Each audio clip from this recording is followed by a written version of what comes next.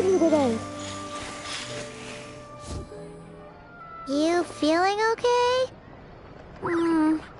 We've been traveling all over lately, so maybe you've come down with something. That's it. We're getting Baiju to check you over. Hey.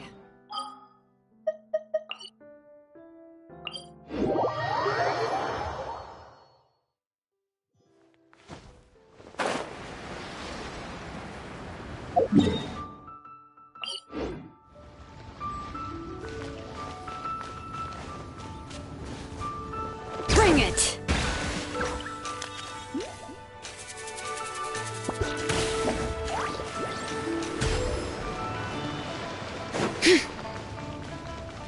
Oh.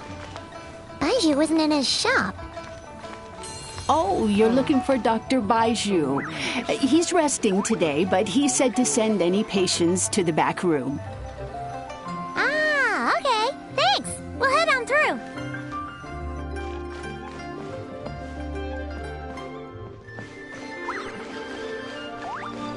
Please, show me your prescription.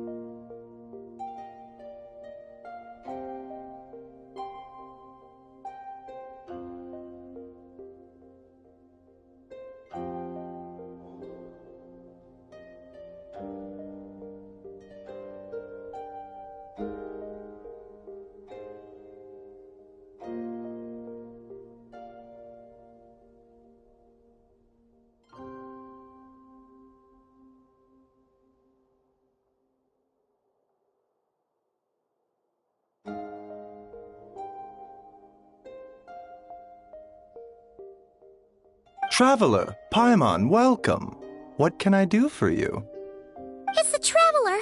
She looks absolutely beat these days. She has these huge, dark circles around her eyes, like she hasn't slept a wink. And she keeps spacing out. You have to call her name several times before she snaps out of it. What do you think it is? Is she sick?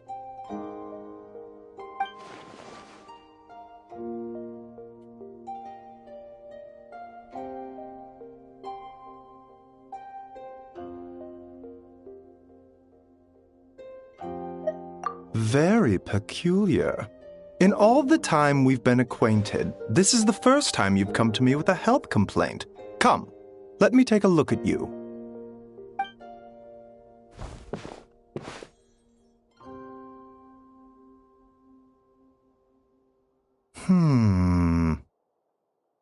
Okay, Paimon does not like that expression, Baiju.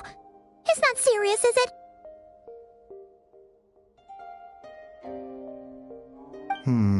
Complexion is good, eyes are clear, breathing is steady, pulse is strong. Physically, you appear to be in good condition, Traveler. In theory, your energy level should reflect that. You should be feeling right as rain. Hence my concern. A clean bill of health is usually a good thing, but in this case, it likely means your situation is more complicated. Physical illnesses come with detectable symptoms that can be used to diagnose, medicate, and cure the condition. But afflictions of a non-physical nature, they fall outside a doctor's realm of expertise. Huh? What do you mean, non-physical nature? Curses, dark magic, it's hard to say. It could just as easily be a simple case of mental fatigue. Why don't you rest here for a bit? Whatever it is we're dealing with, clues to your condition are sure to reveal themselves in time. Once we know the root cause, we can administer the right treatment.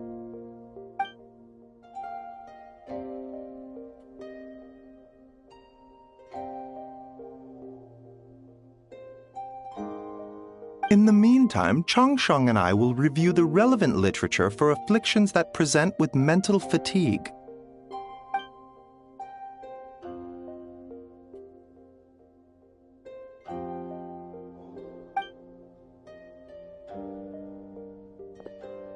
Oh, must be a rare condition if not even Baizhu and Changsheng have seen it before. Well, all we can do is take their advice. You look like you're about to collapse anyway. Just get some rest. Paimon will be right here by your side. Fingers crossed you'll be all better when you wake up.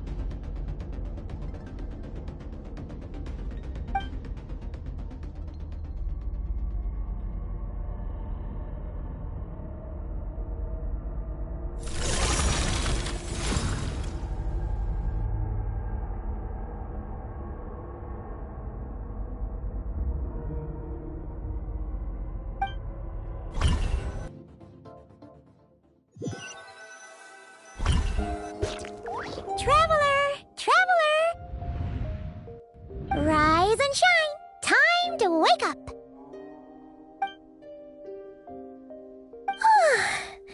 For once, you're making Paimon look like an early riser. It's already afternoon. Hopefully all that sleep did you some good. Feeling any better? A cut? What? Did you scratch yourself in your sleep? All right, let Paimon take a look.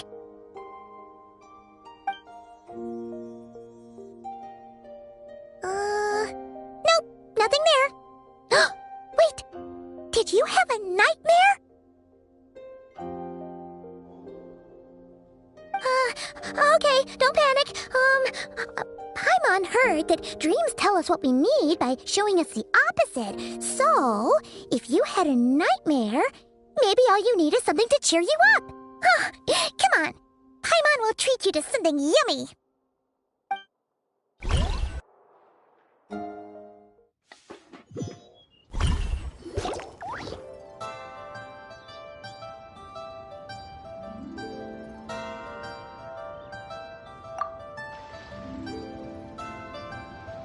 What?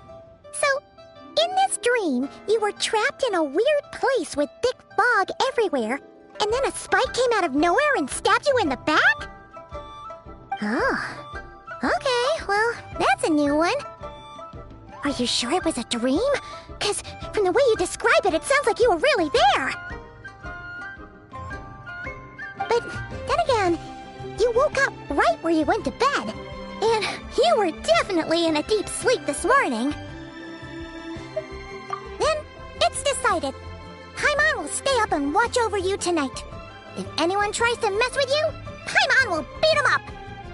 Or, I'll wake you up first and then we can beat him up together.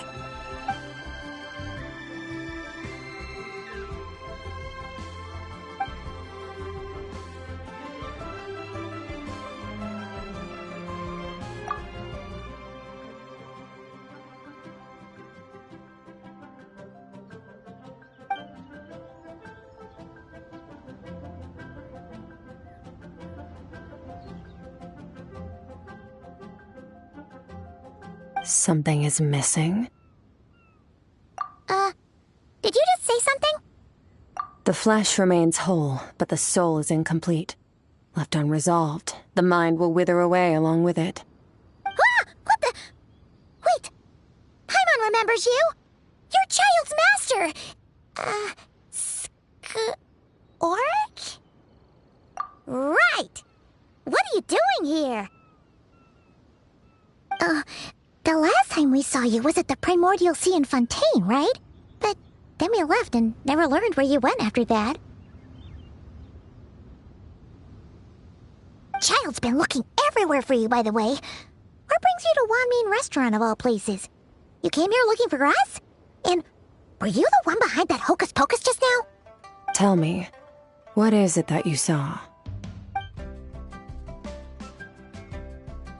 Tight-lipped, huh?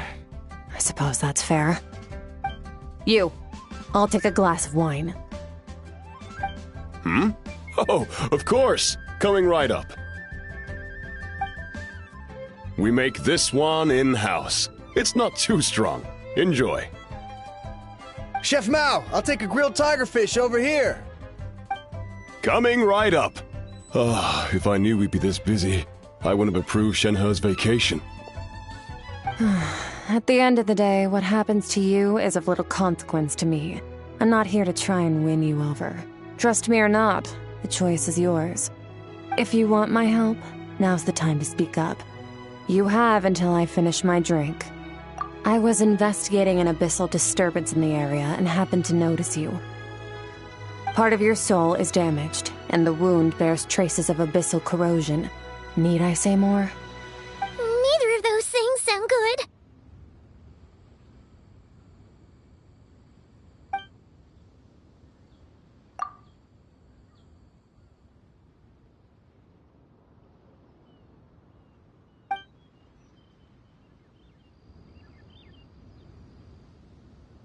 Well, should we trust her? She mentioned an abyssal disturbance. Maybe that has something to do with what's going on with you. But we could always find a different expert on the abyss to help us out. Yeah, and that thing she said about your soul being damaged is scaring, Paimon. Definitely something we should fix sooner rather than later. Skirk's an interesting one, that's for sure. But from what Child's told us, she doesn't seem evil, at least. 1, 2, 7, 10. That'll do. Well, have you made up your mind?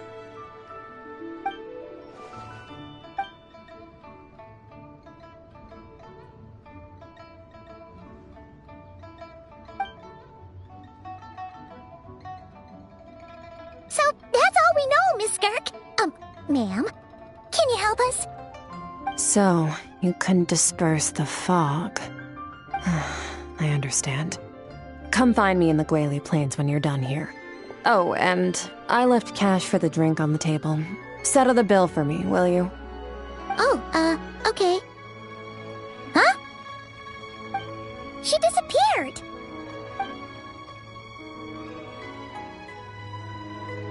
Wait, hold on. You overpaid. Here's your change. Oh, no. This includes the drink, so it should be the right amount. I didn't think you two ordered a drink. We didn't. It was that lady who came and sat with us, remember? You brought it out to her yourself. You sure? I could have sworn there were only 2 of you at that table. What? What'd you put in their dish, Chef Mao? Some kind of hallucinogenic mushroom? You got them seeing things. Seeing things? Wait, so neither of you noticed her? Young lady? About this tall, wearing a purple dress? She ordered a glass of wine! Oh, now you mention it, that vaguely rings a bell. And it looks like I did open the wine jar, so it must have just slipped my mind. In any case, that settles your bill. Come again soon. Coming!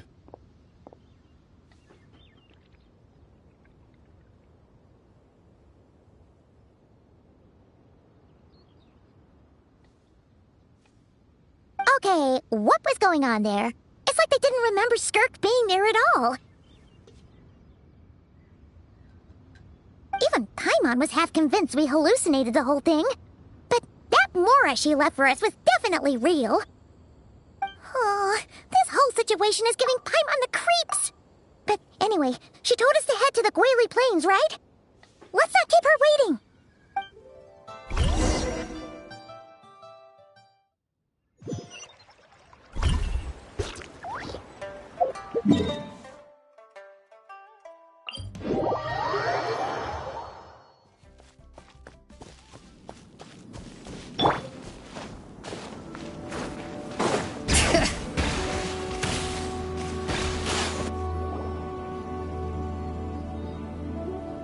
Whoa, what are all these rift hounds doing here?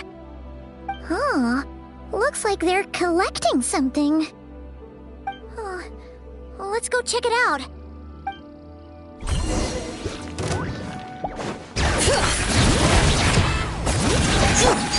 Laid bare.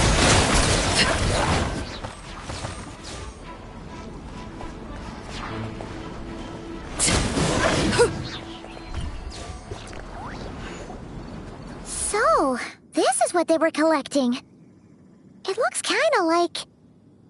Yeah, what is going on here?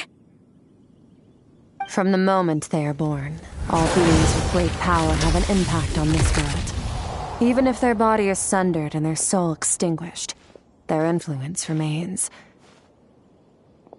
Gods are the most common example of that. The remnants of gods who fell thousands of years ago remain buried deep within the earth, carrying within them a warped will and a dark curse. Together, these remnants form what you call god remains, and it appears that some of those sealed here were dug up and removed. There are traces left, but they're fading fast. What are you doing? Nothing! Just wanted to make sure you were, real? She's definitely not a ghost traveler. Paimon poked her, and she's solid. Your life hangs in the balance, and that's what you're fixated on? Strange set of priorities. It was just a trick to avoid being perceived. If someone notices me, those memories are erased. Simple as that. Unlike you, I have no desire to establish a connection with the world. The weak and the lowly have no right to remember me. They're lucky they only have a few missing memories to show for it. Now, can we please get back on track? Okay. Where were we? Right. The god remains. So, basically, there's now less of them here than there used to be, right? Isn't that a good thing? In our experience, god remains are 100% bad news.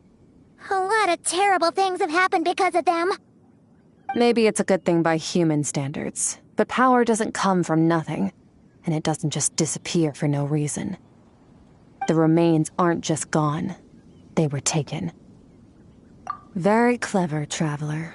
You aren't the only one who had something taken from you. There are victims like you everywhere. The only difference being, you can speak, and the remains cannot, so it went unnoticed. Something similar happened in Sumeru.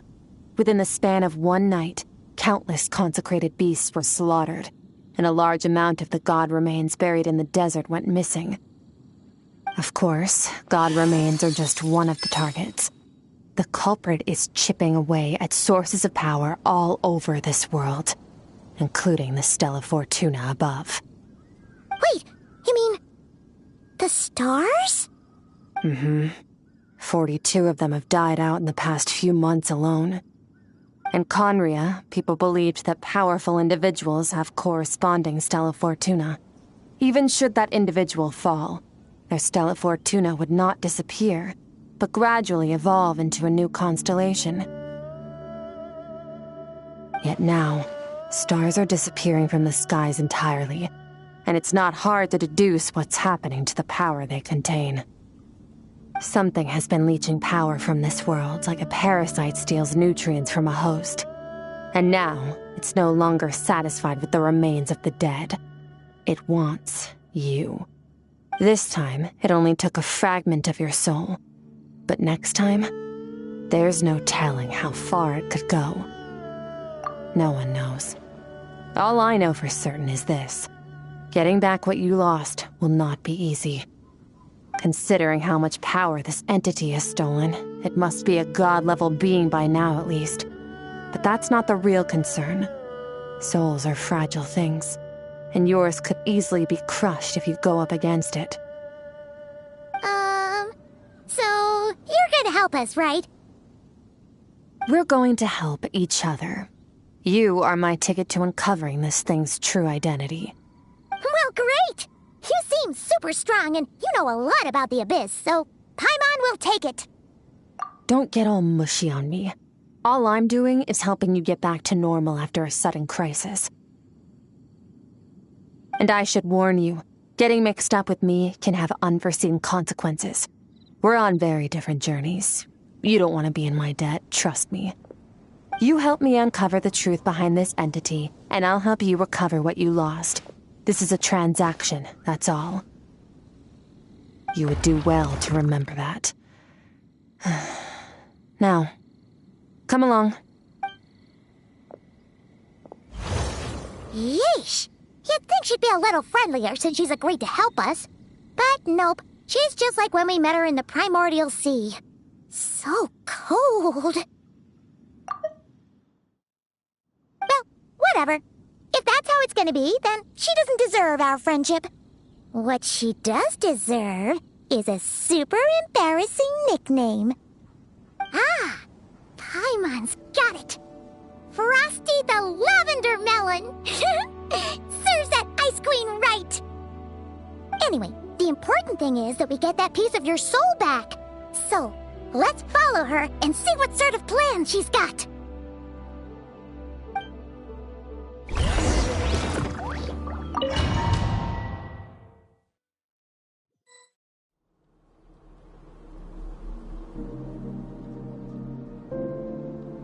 Whoa!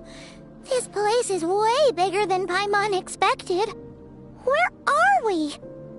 This is where I live. I suppose it's the closest thing I have to a home here. It is. I brought you here because time flows differently in this place. I don't know how much Ajax has told you, but when he fell into this space, I mentored him for 3 months. In that time, only 3 days passed in the outside world. Ajax? Oh, right! That's Child's real name! Yeah, Paimon remembers him mentioning something like that. So, a month here is equivalent to 1 day in the outside world? That should mean we're safe from that power-hungry soul snatcher for now, right? Yes, well, I didn't bring you here just to show you around. In the outside world, the Traveler could be attacked at any moment. But coming here has bought us quite a bit of time. Now, we just need to figure out how to investigate that place you saw. The one full of fog. Both your description and the abyssal disturbance I felt point to that space having some connection to the Abyss. It could even be a domain similar to this one. The thief who stole that fragment of your soul is hiding there. But the Abyss is a chaotic and turbulent place. If we want to pinpoint their location, we need to see what that space looks like without the fog. Abyssal power can grant a special form of sight. Have you ever wielded abyssal power before? Okay. Do you plan to learn? That tracks. All the information you have suggests the Abyss is something sinister, and that abyssal power is a wild and dangerous force that always spells disaster. And you're saying that's not true? Depends on your perspective. Floods and hurricanes take countless lives too. But if one day you gain the power to control them, what was once a calamity is now just another tool in your arsenal. I'll respect your opinion, though. Just means we have to turn to the second best option. A little abyss crystal that contains my power. Wear it on your head, and we'll be able to perform dream mirroring when we fall asleep. Dream mirroring? It means experiencing whatever the other person is dreaming. Everything they see, think, and feel. Since you haven't studied the art of using abyssal power, and have no plans to jump in the deep end right now, I'll have to do the investigating for you. With dream mirroring, every time you slip into a deep sleep. I'll see with my own eyes whatever scene plays out in your mind. Then, I can guide you through the dream environment, and we'll take back what was stolen from you. Huh. You make it sound so simple. Tough to say. This is an unprecedented situation for both of us. Even assuming we do manage to find where this entity is hiding, like I said, getting your soul fragment back won't be easy. To play it safe, I need to give you some special training first. Wait, you're gonna teach her some of your martial arts? Does that mean the next time we see Child, we have to treat him like our senior? Do as you want. For my part, I don't see you as my disciples. You're already a pretty good fighter. All I'm planning to do is build on your current skills and train you for the specific scenarios that I think we might face. But that's enough talk. If you're ready to do this, then come with me.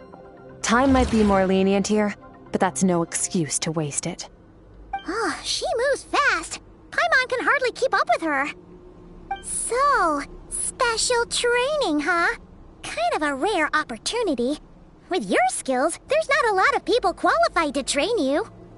The last time something like this happened was probably anti-Raiden Shogun training, right? Oh, feels like a lifetime ago. Skirk seems pretty strong too, though.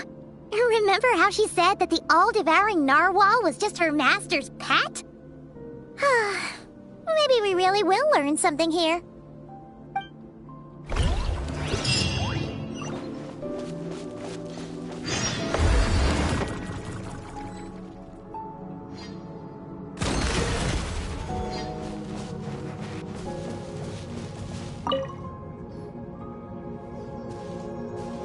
Ready? Bring it on! Your training will be split into 3 stages. Testing your blade work, elemental abilities, and reasoning skills. We'll start with blade work. You're no rookie in this area, so I won't bore you with the basics. During your long journey, you've no doubt sparred with a lot of talented sword fighters. Consciously or not, you will have picked up all kinds of techniques from them. You bet! There's Kaya, Master Jean, Kuching... Oh, and Kazuha, Ayaka... Yeah, we've met sword masters like you in every nation we've been through. You sparred with a bunch of them too, right? Nice to know it's all gonna come in handy now. Don't get too smug. In sword fighting, techniques alone are not enough. You need a cohesive system to bring it all together. A style or school of fighting. To use the human body as an analogy, your style is your skeleton, the foundation, the framework. Techniques are the muscles and other flesh attached to the bones. This is where your strength comes from. Improving your sword fighting is like growing that body. If your frame got bigger and taller, but you didn't add any muscle mass, you'd be weak and flimsy. Then again, if you packed on pounds of flesh without a big enough frame to support it, you'd end up bloated and unwieldy. You need to do some introspection. Take a good, hard look at your past experiences and figure out which parts of what you've learned are just techniques, and which parts can be used to form your own system of blade work. Only then will you get the full utility out of all your thoughts and observations along the way. Only then will every strike you deliver make perfect sense. Wait, is that it? Paimon thought you were gonna teach her some cool new moves! Like when you went swoosh and opened a tunnel to another place! One day, you'll reach a new level of power where you realize that even that's as basic a trick as any other. But right now, our sword styles are so wildly different that teaching you mere techniques is pointless. There are no shortcuts in the pursuit of power. Failure is your best teacher, and rigor is your coursework. That's all I have to say. Time to make a start. Train until you're satisfied with yourself. Now focus. Destroy the crystal columns as swiftly as you can.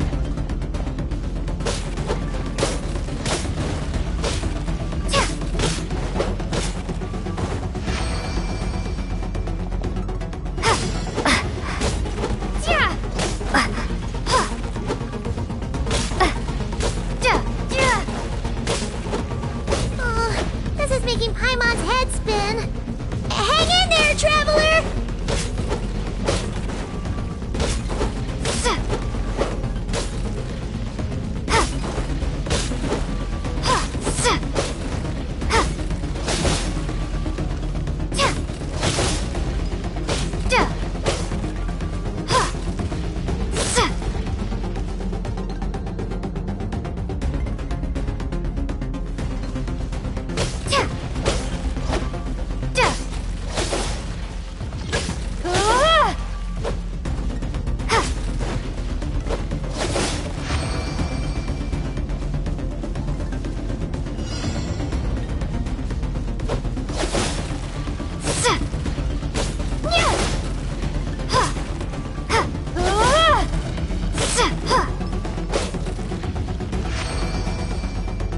Stay calm. Use your head. You have to keep it together.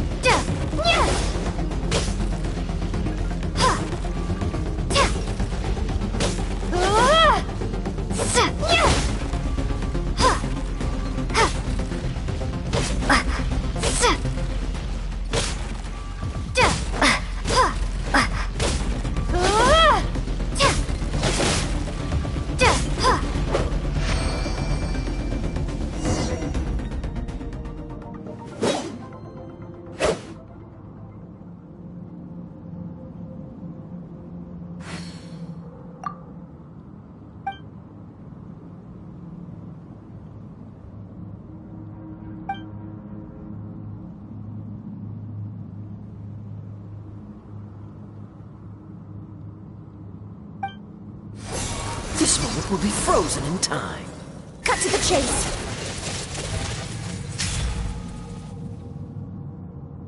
Consider a moment of true mastery that you've witnessed in another person, and ask yourself, what lies beneath the surface? What's their guiding philosophy? What's their state of mind as they maneuver their weapon? Now take that and practice it right away with speed, skill, and strength, over and over, until your hand is one with your mind. This is the only path to true growth. Step on up. Dance with the waves.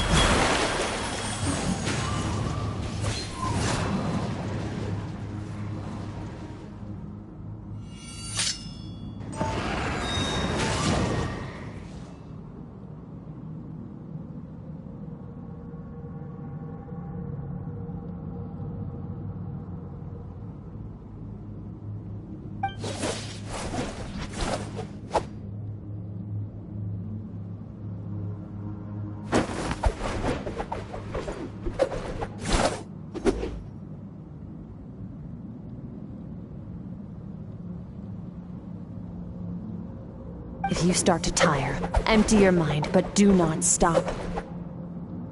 Stay in that frame of mind as you keep up the fight. Get rid of all redundant movements. Imagine your sword is an extension of your own body. Wield it just as you wield your arms, hands, and fingers.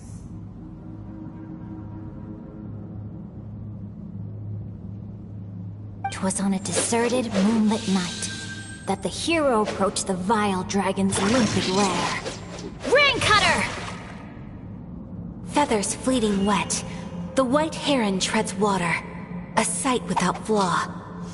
Master of Inazuma Kamisato art Tachijutsu.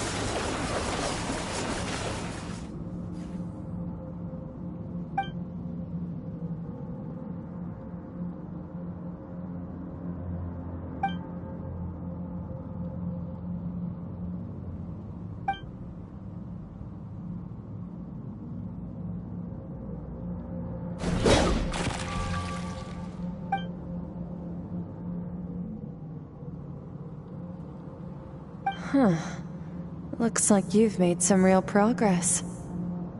That concludes your training session. Awesome! Paimon knew you could do it! How do you feel? As you should be. Time flies when you're training hard. You've actually been going for several days now with no rest. Yeah, meanwhile, Paimon's had a whole bunch of naps. But you were so focused, she didn't want to interrupt you. Go get some sleep. I'll be doing the same very soon. Let's hope you see that foggy place in your dream, so I can get this investigation over and done with.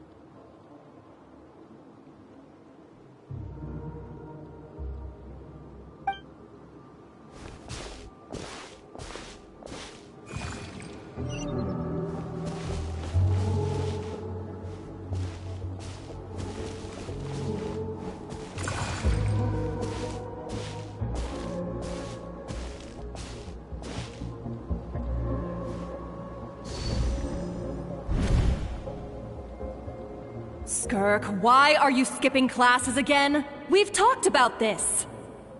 'Cause he's a crabby old man, and he's a boring old man. I don't like going to his classes. Excuse me! You shouldn't talk about your teacher like that! It's very disrespectful! Alright, let's not get into a big fight about this. Skirk's learned what she needs. There's no point forcing her to sit through more classes if she doesn't want to be there. But I'd still love to hear about what you got up to yesterday. Why don't you tell your dad all about it? I went diving, and I saw this huge fish. I never knew they could get that big. It looked kinda dumb, though, with that stupid big fat head. I tried to shake its fin, but it just spat water at me. Oh, and today, I'm gonna go to that prairie up north. There's supposed to be this giant bird there that can spit fire. I bet if I climbed on its back, it could fly me all the way to the stars. Then I suppose your old dad should get one as a pet too. Otherwise, how are you gonna hear me call you for dinner up there in the stars? When it's time to eat, I'll come back on my own, Zilly. Anyway, gotta go. Bye, Mom. Bye, Dad. Wait! Put on a coat at least. You'll catch a cold. I'm talking to you, young lady. You spoil that child, you know. Ever since that merchant ship arrived, she practically lives outside. Always going on about exploring the beyond one day, whatever that means. Ah, let the kid do what makes her happy. Besides, we both know you're all bark and no bite. Come on, our little adventurer is gonna be hungry when she gets back. Let's get started on dinner.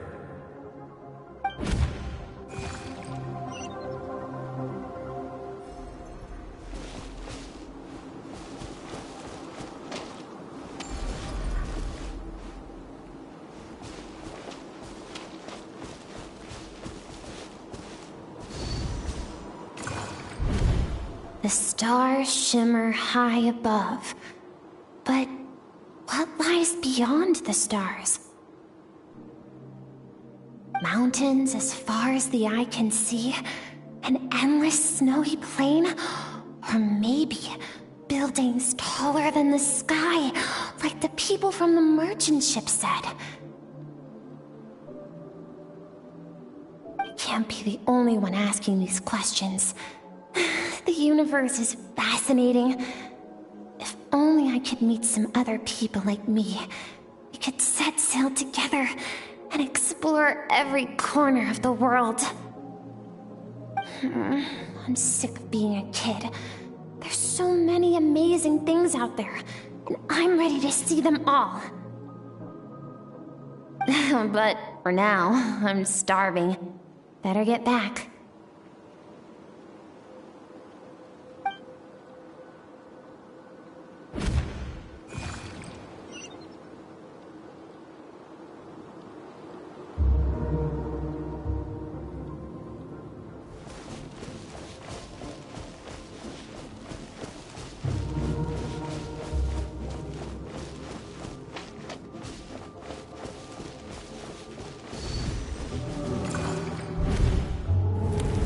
Don't let a single one of them get away!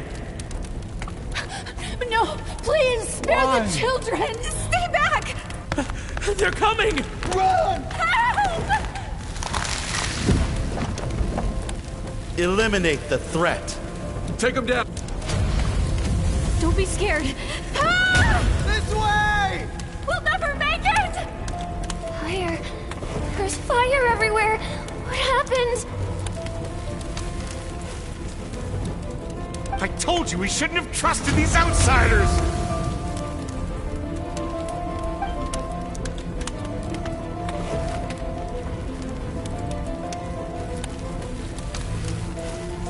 Why are you doing this?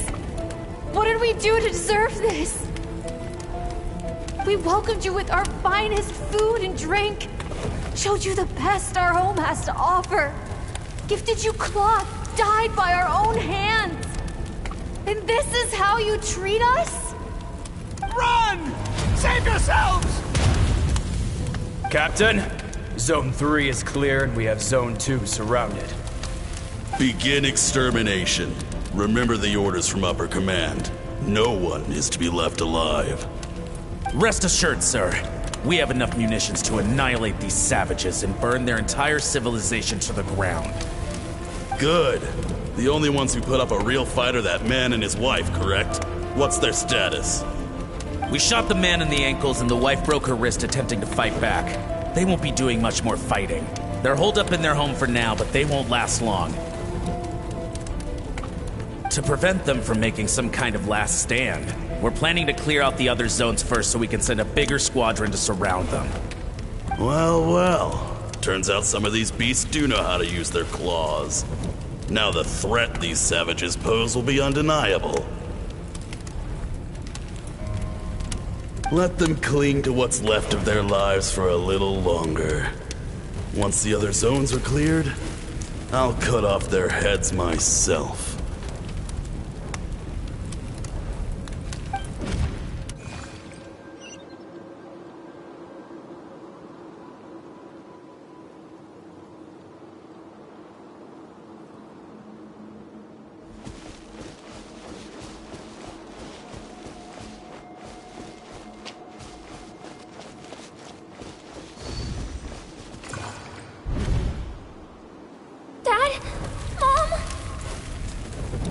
Skirk! You're alright! Thank heavens! I'm so happy to see you, sweet girl. But you need to go. It isn't safe here. They'll be back any second. What happened? You're bleeding a lot. Dad? Mom? This is the place. Alert all units. Prepare to surround. Run, Skirk! Run as far away as you can! Don't trust anyone! Your dad and I, we're not afraid to stare death in the face, but we need you to survive. My clever girl, so curious. You're already so brave. I know you're going to grow up to be such a positive light in this world.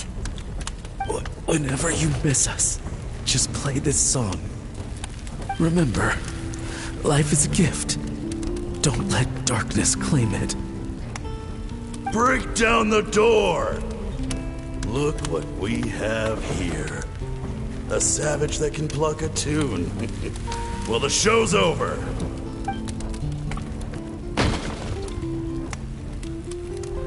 You! Stop singing! Shut it! I said shut it or I'll make you! Fine. Have it your way!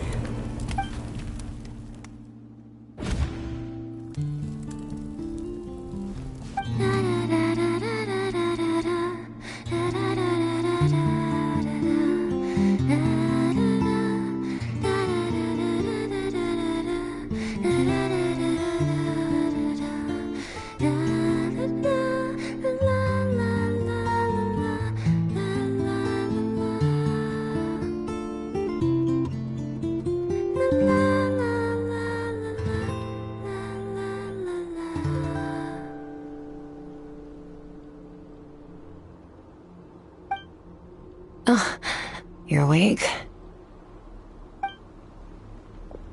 I found a few clues while you were asleep, but it's only a start.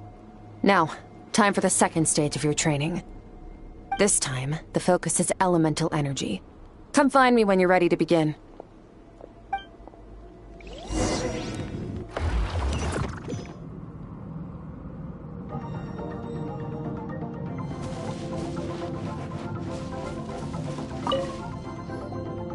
Man, staying in the abyss feels so surreal, don't you think?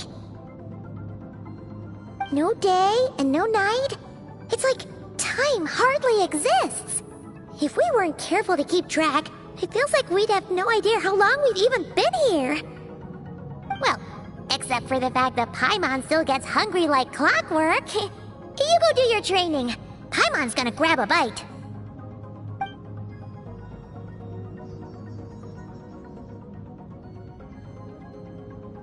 The way I see it, the pursuit of power is divided into 3 stages.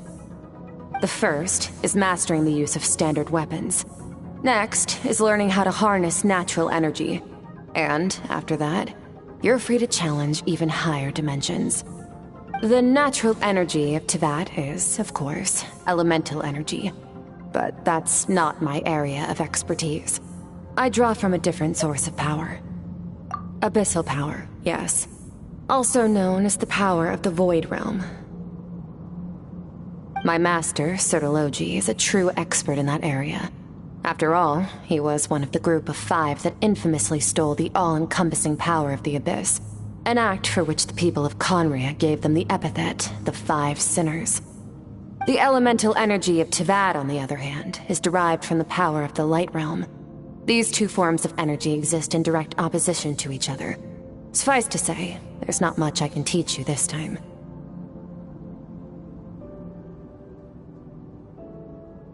A keen observation, traveler. Call it respecting local norms.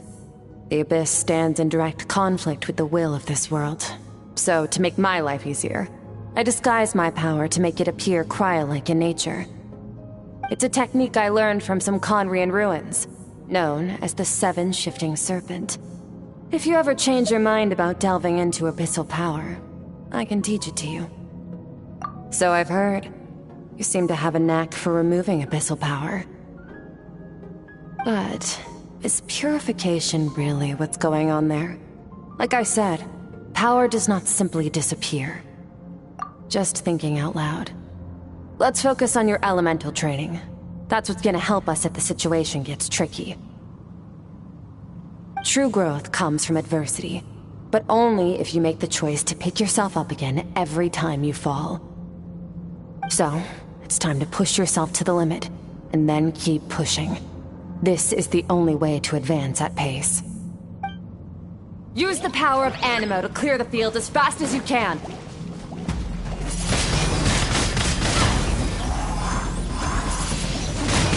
Windblade!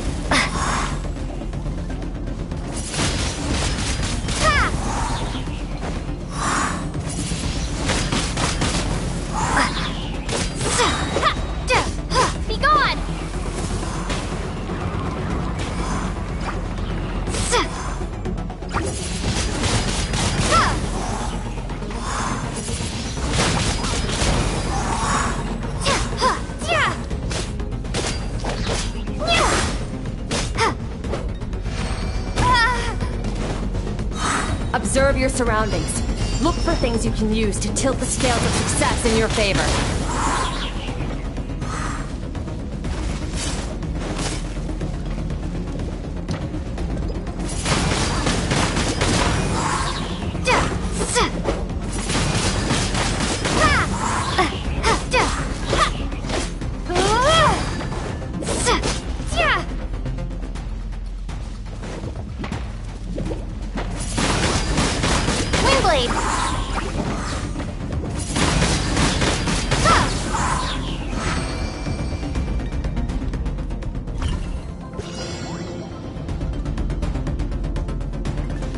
Use the power of Hydro to destroy the spikes.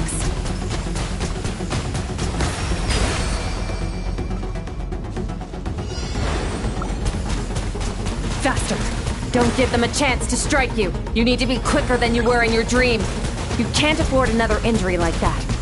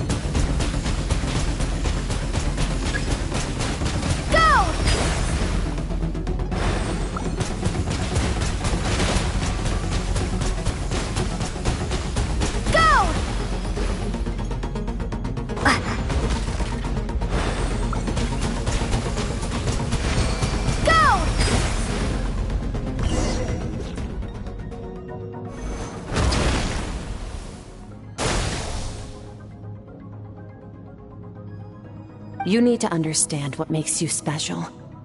The ability to wield elemental energy without a vision and switch between the elements at will. It means your aspirations need no approval from the gods. Your power is not bound by the rules of this world. So be bold. Do not be afraid to chart your own path.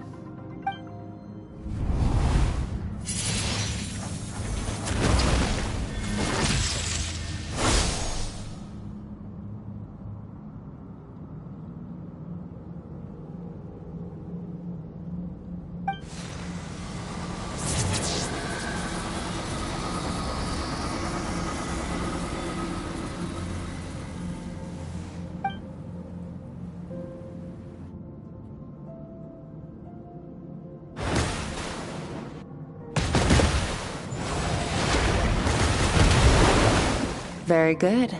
It seems you've reached a deeper level of connection with the elements. Long enough for you to lose yourself in your training, which is a good sign. Relentless practice with the elements has drained all your strength, but it's also what allowed you to make progress. Get some rest. When you wake up, we'll proceed to the final stage of your training.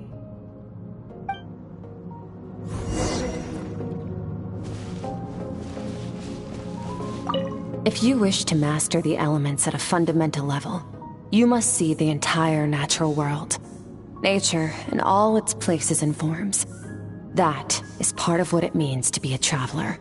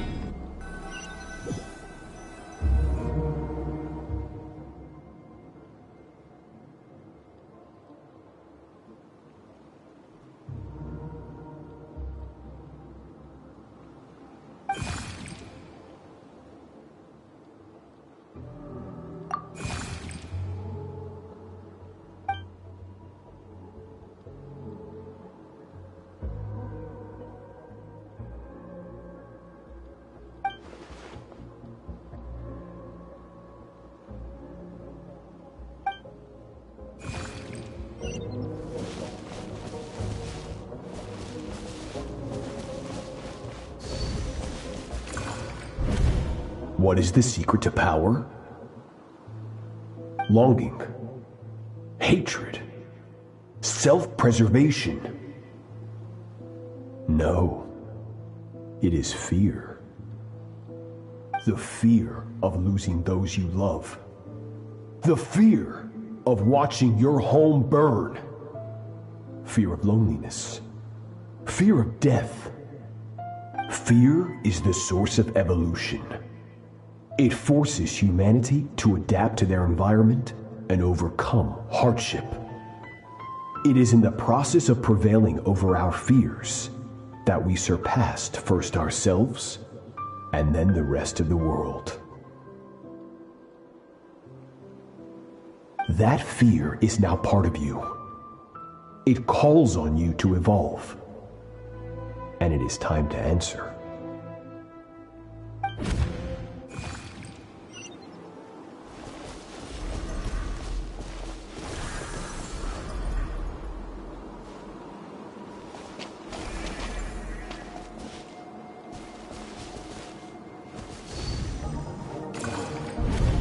Any minute spent missing home is a minute wasted. Practice your sword work instead. Do not make me tell you twice. But, Master, I can barely lift the sword anymore. If I keep going, I feel like my wrist is going to break. So it has not broken yet.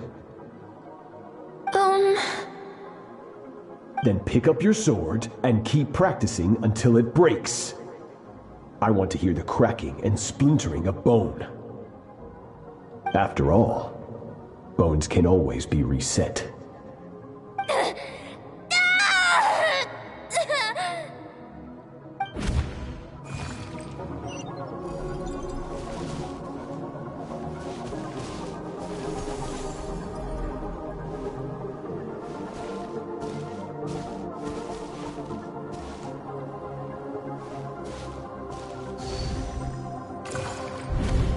Good, Skirk. Once again, you survived. How do you feel? Cold and pain. These are signs that you are adapting to the abyss. Each time the flesh is torn and the spirit crushed, each time you claw back from the brink of death, you become stronger. I now understand why these people sought to destroy your homeland. Your potential goes beyond even what I could have anticipated.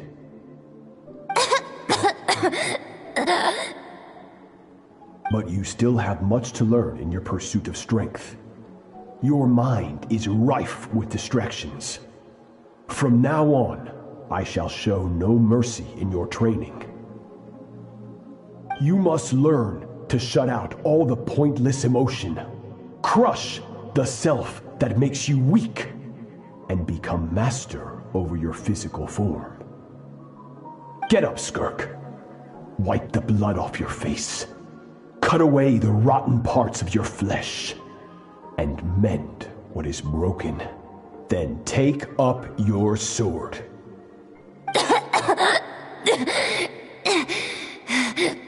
Yes, Master.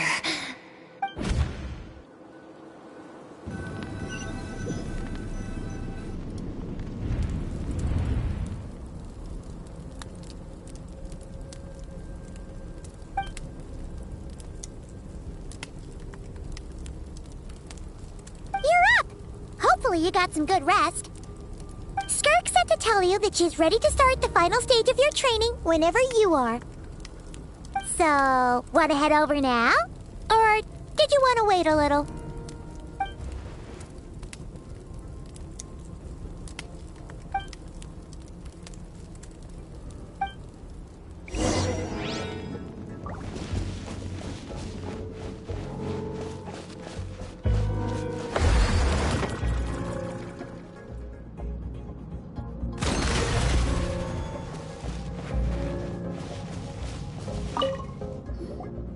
From your training so far, you have gained better command of the sword, and more control over your elemental abilities.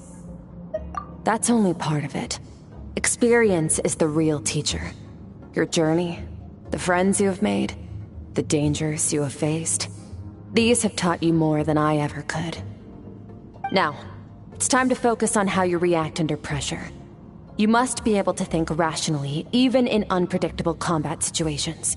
To simulate this, I'm going to attack, and you're going to block. Ready? Not bad. That defensive stance looks near unbreakable. Just like your brother. Oh, that reminds me. You still don't know what happened to him, do you? Hey, no fair! That's cheating! You think every opponent has the same moral code as you? You can denounce their deplorable methods all you want, but only if you live to tell the tale. The dead don't get to complain. Strong emotions will always arise in combat. Anxiety, anger, fear. But a true warrior is never at their whim. Only when you are free from the influence of emotion can you make the right choice, no matter the situation. How amusing. Almost sounds like you think you know me. But you don't. You can choose your own path. We are not the same. Let's begin. Try to use reason over emotion. Make the most rational and advantageous decision in any given moment. This is your final training session. Look alive. Same drill as before, but this time I'm going to interfere. Hold your focus.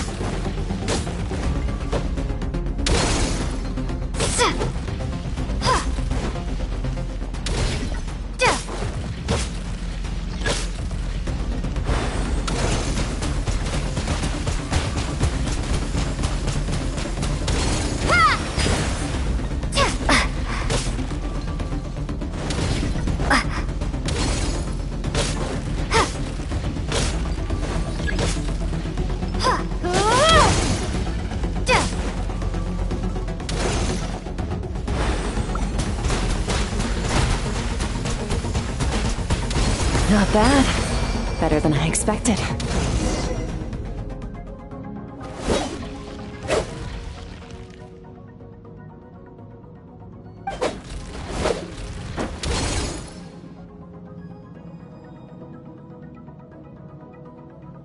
You're getting the hang of it. The first step to controlling your emotions is controlling your mind. You want a unified train of thought. It all comes down to focus.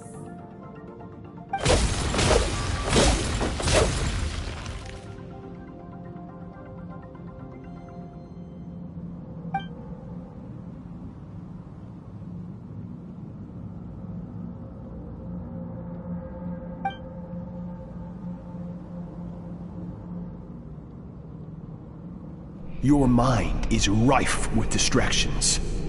From now on, I shall show no mercy in your training. You must learn to shut out all the pointless emotion, crush the self that makes you weak, and become master over your physical form.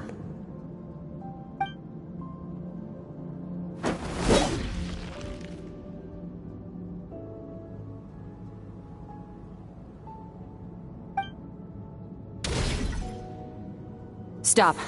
Let's pause here. One look, and I can tell your mind has wandered. That's to be expected. There's a limit to how long a human being can concentrate on one thing. Staying calm and focused sounds simple in theory, but in practice, it's more demanding than sword work or elemental abilities.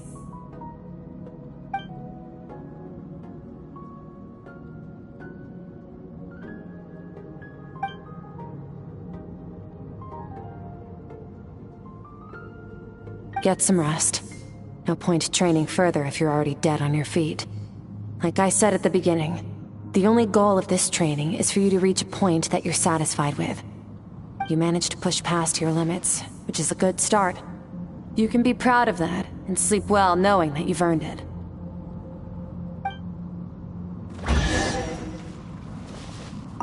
Warriors will train day and night to perfect their skills, but when the battle comes, their fate may be decided in a matter of minutes. One mistake, one moment of hesitation, and just like that, all their blood, sweat, and tears were for nothing. You need to push yourself to perfection, or you might not even live to regret it.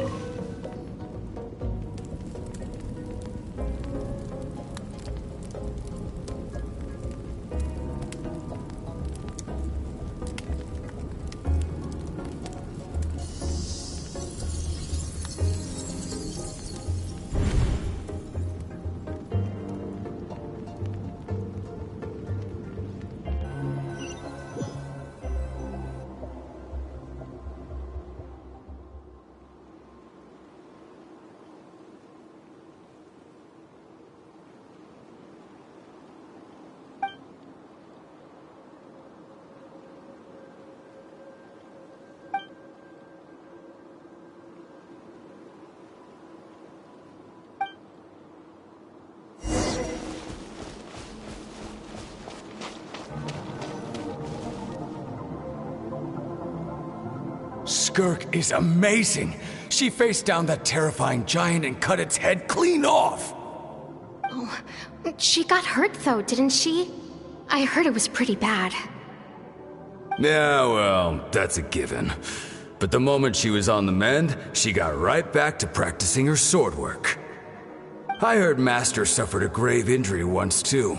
Lost an arm and a leg and still came back stronger than ever. Skirk's becoming more like him by the day. Oh, incredible. I wonder if I'll ever reach their level. They're always so resolute, so unshakable.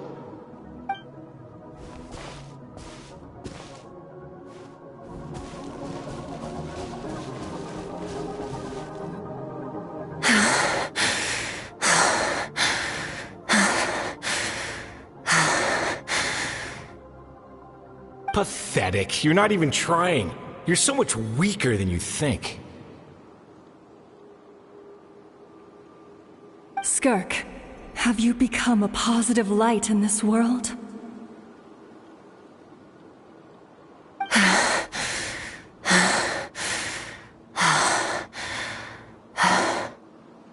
Do you even remember how many of us perished in that fire? How many bodies were left to rot on the scorched earth? Yet you alone live on.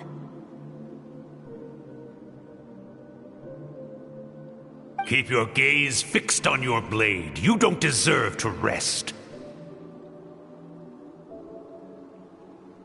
I have so many questions.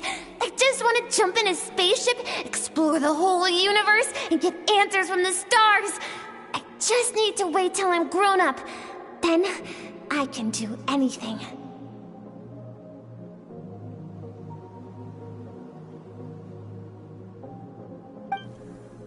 Now, you must bid farewell to who you were in the past, and become someone stronger.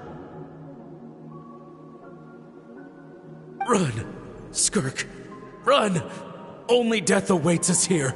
Keep running, and don't ever look back.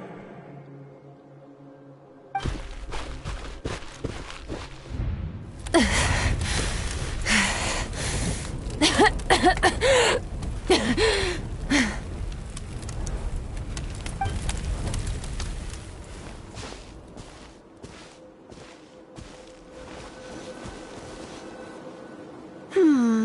Let's see here. First things first, you need a new identity. Going around telling people you're from somewhere beyond the stars won't do, now will it?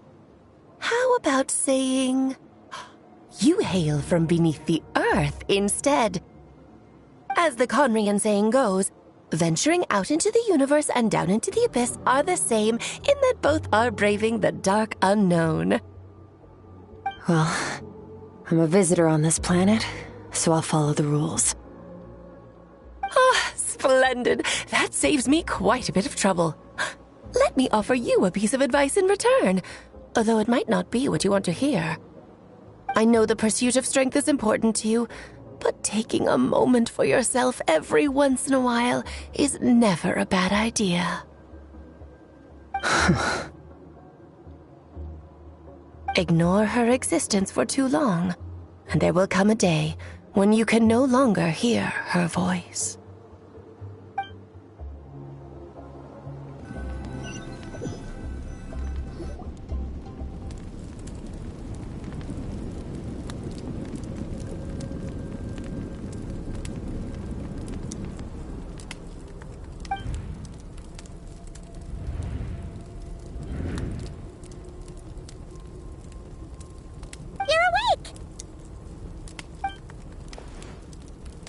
Be starving, right? Ta-da! A barbecue feast just for you! Of course you are! That's why Skirk and Paimon got this all ready for you. Dig in! Before it gets cold. Ah, well, if you're around someone long enough, it's bound to happen. Plus, Skirk can cook. So, Paimon decided she can forget the whole Ice Queen thing. Paimon's not one to hold a grudge. Here's an idea. Let's save the chit-chat until after the meal.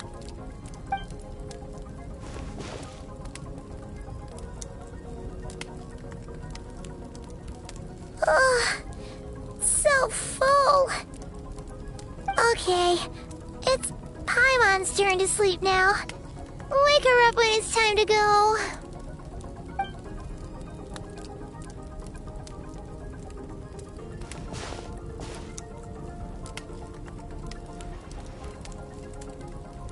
I have good news. First, your training is complete. You have what it takes to wield immense power. Now it's just a matter of putting it into practice. Continue to learn from your journey and hone your skills against formidable opponents. Second, I've located the culprit we've been searching for. Next, we just need to retrieve the missing part of your soul, and our business will be concluded. When Ajax trained with me, he once told me he was bursting with questions. So I allowed him to ask me 3 of them before he left. You and I may never meet again, Traveler. So if there's anything you want to ask me, now's your opportunity. Just like Ajax, I'll answer 3 of your questions.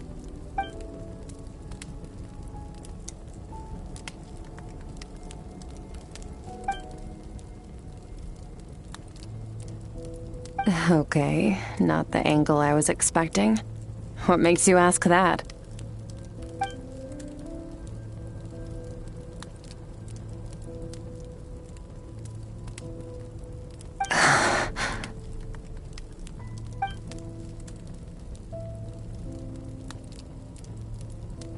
I knew that was a possible side effect. Closed off my mind to you for that exact reason. Even with the dream mirroring, you should have seen nothing but endless darkness.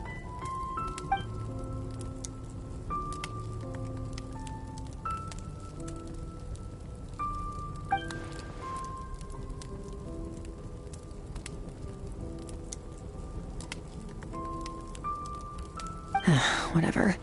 Must have been a flaw in my execution. I shouldn't be too surprised. Due to some recent circumstances, my self-control has been lacking as of late. Since you've seen what you've seen, there's no reason to hide the truth. All I ask is that you keep it a secret. No, I'm not from Teyvat. I'm from a different planet. And there was a time when I journeyed through the stars. A lot like you in some ways.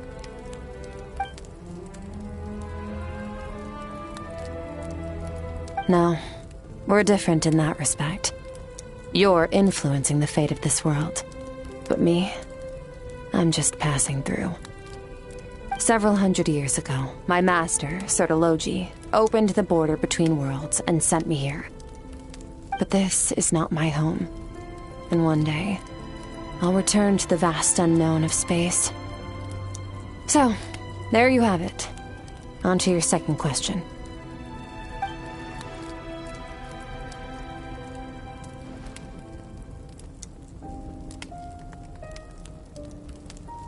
To become stronger.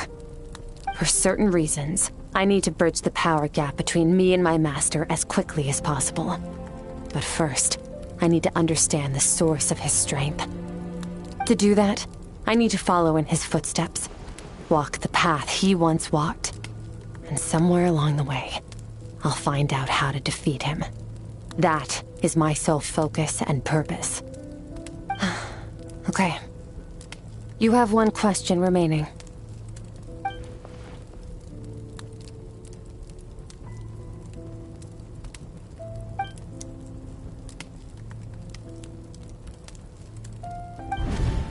You make it sound so easy. Ever since the incident I experienced there, I've never stopped searching for Master Skirk and that unknown abyss. But it's been years now, and I've still found nothing.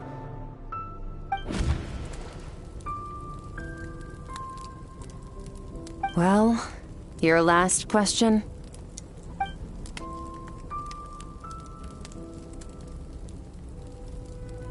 Ajax. His situation is different than yours.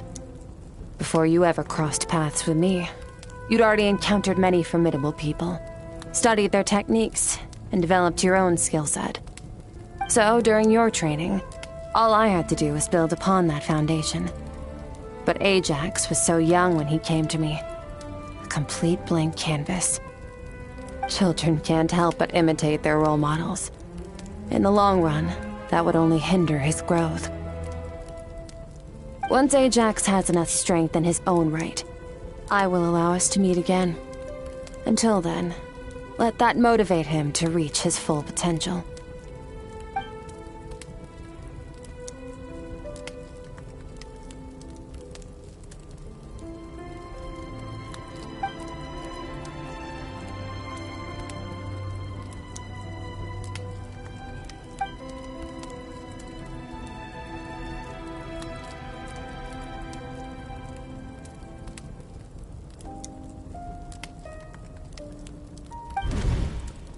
Unlike you, I have no desire to establish a connection with the world. The weak and the lowly have no right to remember me. They're lucky they only have a few missing memories to show for it.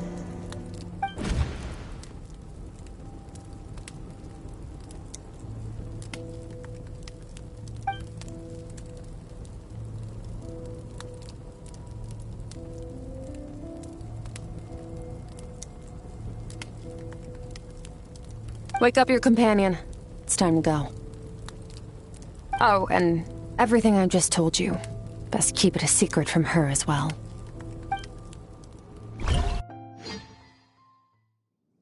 Time to go. Oh, finally. Where are we headed?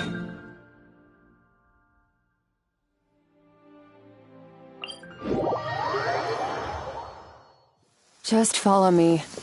I'll open an abyssal rift close to the culprit's location. It will take us to where he's hiding.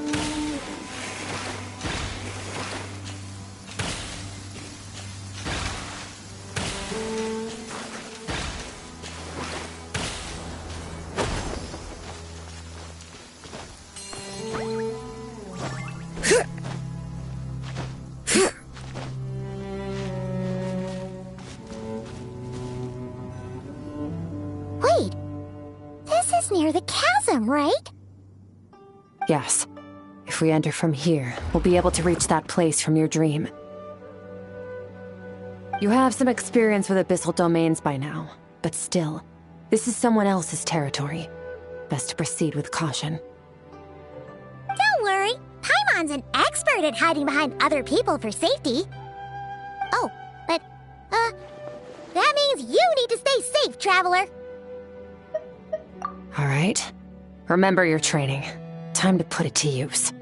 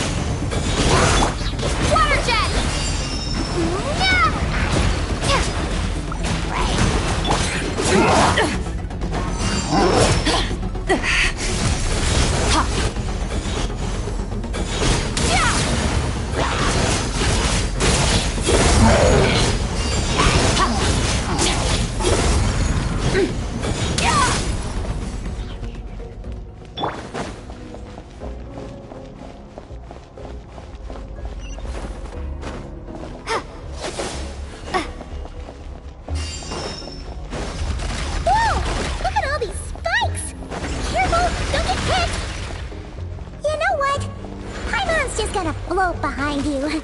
Come on, you got this. Go! Merciless. Another star goes out.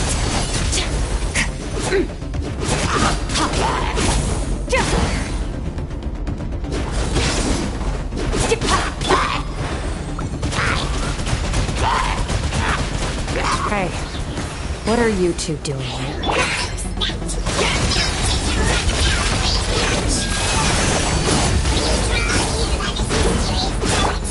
Dusty, like an abandoned house.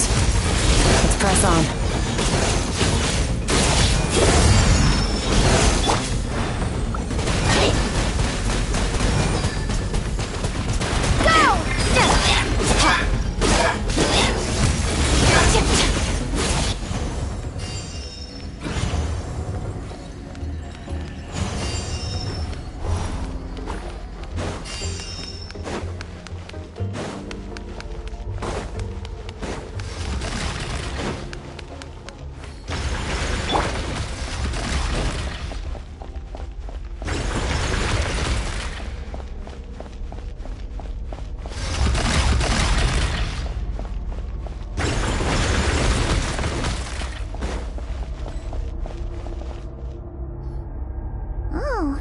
Looks like this is a dead end.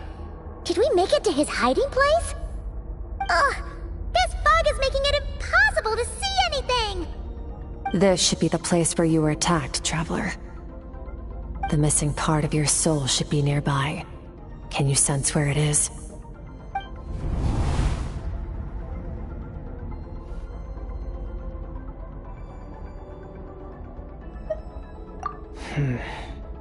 Our opponent must have covered his tracks just in case. Otherwise, you should have sensed it much more strongly. Hold on! Look! The spikes are back! Stay calm. Let's hold back a little. Give our enemy some wiggle room so we can see what we're dealing with. If you're too reckless, we might be playing right into his hands. Our enemy took part of your soul for a reason. It's likely he integrated it into his attack somehow. If we're smart about this, we can track it down.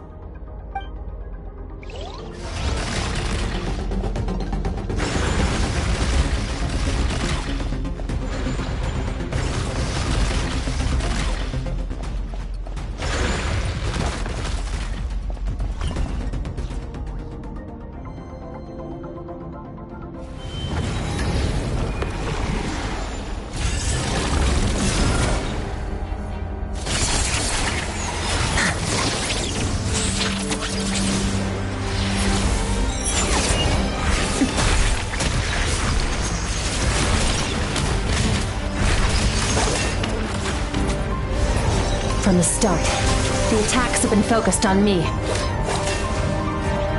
Trying to break through my defenses? I see.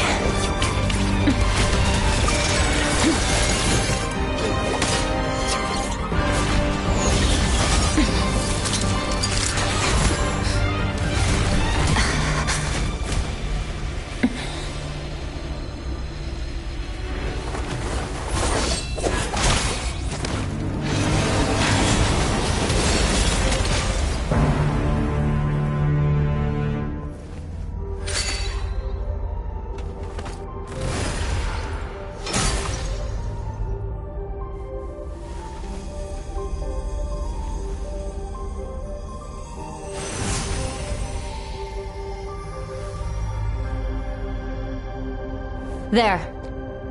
I got it back. Traveler! Skirk! What happened? It looked like Skirk just got... In the Guili Plains, you asked me why this enemy chose you as his target. Now, the answer is clear. It's not just the fact that your strength is impressive. It's also because of your ability to, as you put it, purify abyssal power. Whatever that actually means. The fact is, that ability allowed him to do something that should have been completely impossible. Namely, break through my defenses and steal my power. No, he couldn't have known I'd come to his domain. He only stole your soul fragment because he knew the value of its power. I doubt he expected it to come in handy so soon. Call it fate, if you want. I believe that's the term they use in this world for arbitrary coincidences like this. In any case, it works to our advantage. Once I realized what he was using that power for, it gave me the chance to get back what you lost. I'll cope. Well, done gorging? Good.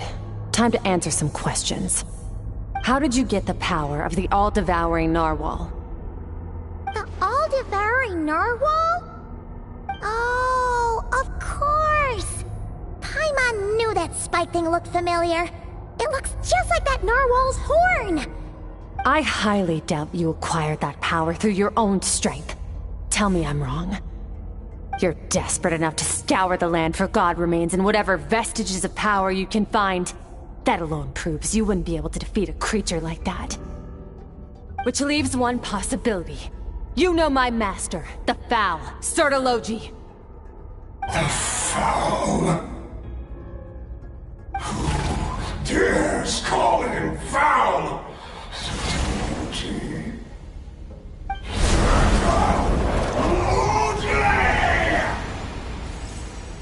What's wrong? Bit off more power than you can chew? You're struggling to hold a basic conversation. Just a little longer. I'm still... Look! It's back! Those obsessed with power will let it devour them before abandoning their pursuit. Keep calm and use reason to decide the best course of action.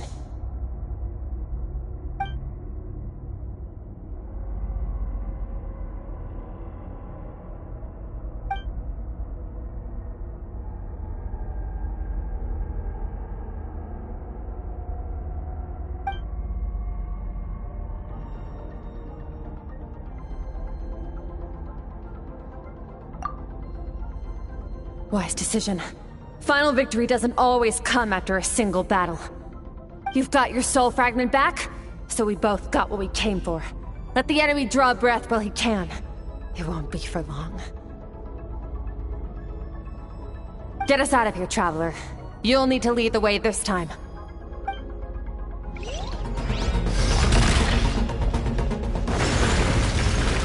Skirk, is your shoulder gonna be okay? The wound is minor. It'll heal in no time. You should focus on getting out of here alive instead. Uh-oh! Falling spikes! Run!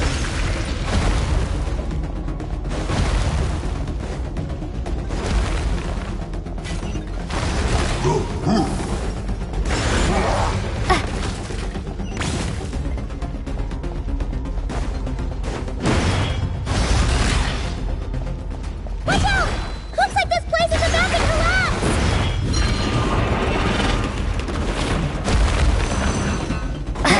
So, this guy's power has something to do with the all-devouring narwhal. Did you know that all along, Skirk? I had my suspicions.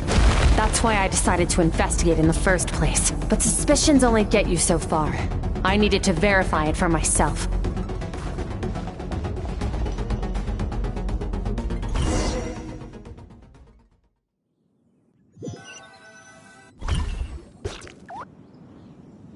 Phew. Oh, we should be safe here, right? I no longer sense his presence. can't have followed us out of that abyssal domain. Weaklings like him will find that my power is not so easily controlled. He won't be leaving that place until he's managed to digest it. You seem surprised. I suppose that's fair.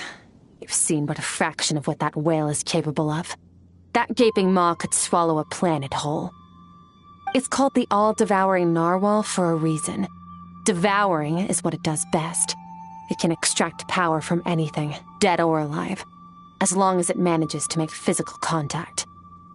Yeah, when we had our run-in with that thing, Neuvillette mentioned that it has an instinct to devour.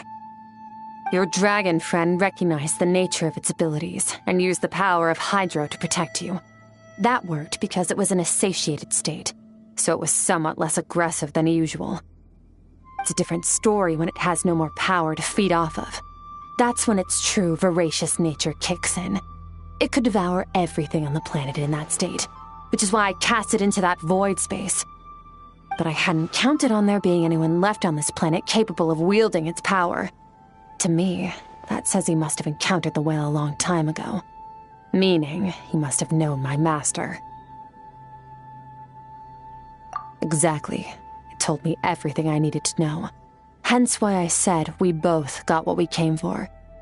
And I believe that brings our transaction to an end. Now that you're whole again, you can get back to your own journey. I'll handle the rest of this situation myself. No way! We can't leave now! Something was stolen from you because of us. We have to help you get it back. This isn't my first taste of failure or losing power. When you fall, you get back up again and become stronger. That's how it is. But what if that monster finds you before you're all better? Plus, how are you gonna get home? It's not like you can just go swoosh and open a door to the abyss again. Not without your full strength. So, sticking with us for the time being doesn't sound so bad, does it?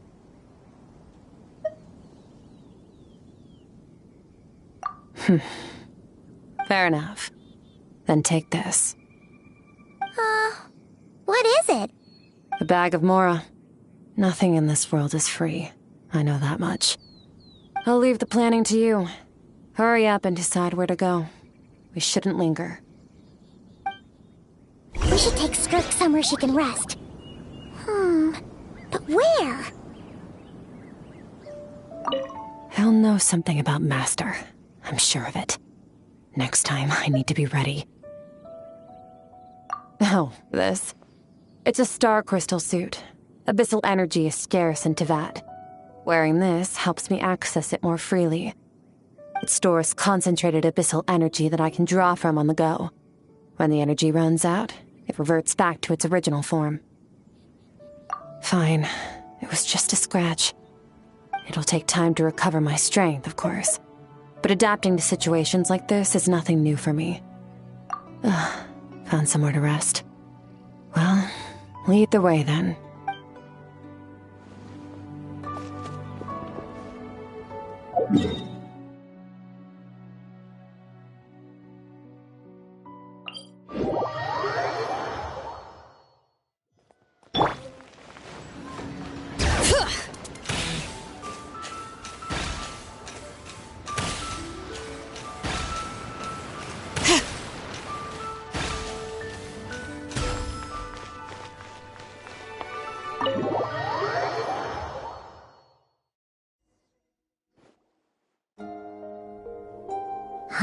This bag from Skirk has a ton of Mora in it.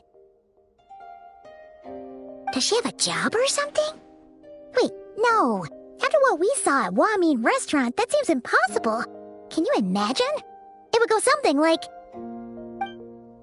I'll be collecting my paycheck now, boss. Oh, sure thing. Wait, who are you? Have we met?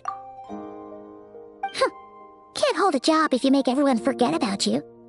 So, what did she do to get all this Mora? Claimed some buried treasure, took care of a few monsters that were causing trouble. Nothing untoward. It's safe to use. You heard all that?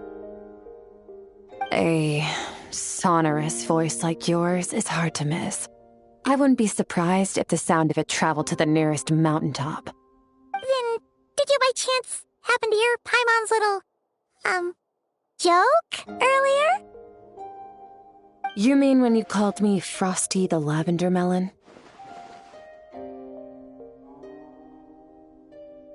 No, sorry. Paimon totally misspoke just now. She didn't say that at all. It was, a Paimon lookalike. Yeah, she's a piece of work, that one. Always impersonating Paimon and giving people weird nicknames. Okay, fine. The truth is, Paimon didn't like you all that much at the start, but things are different now. You helped the Traveler in a big way, so what do you say? Friends? I noticed there was only one bed. Go ahead and get some rest. Wait, what about you? I don't get tired, and I don't need rest. I'm going to practice my sword work. That should help me regain some strength. But your shoulder... Hey, don't just leave! Whatever. Let her tire herself out. She'll come back eventually. Let's get some sleep, Traveler. That comfy bed is calling, Paimon.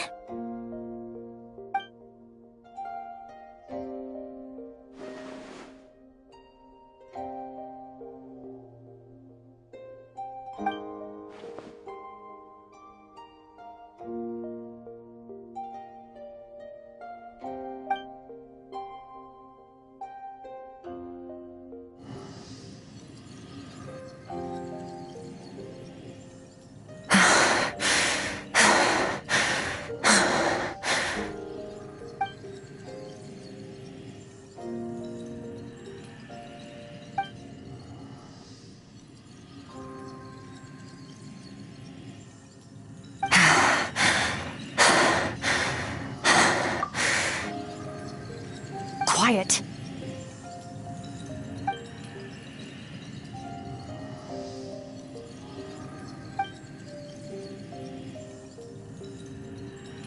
Do you even remember how many of us perished in that fire? How many bodies were left to rot on the scorched earth? Yet you alone live on. Keep your gaze fixed on your blade. You don't deserve to rest. Run! Skirk, run! Only death awaits us here. Keep running, and don't ever look back.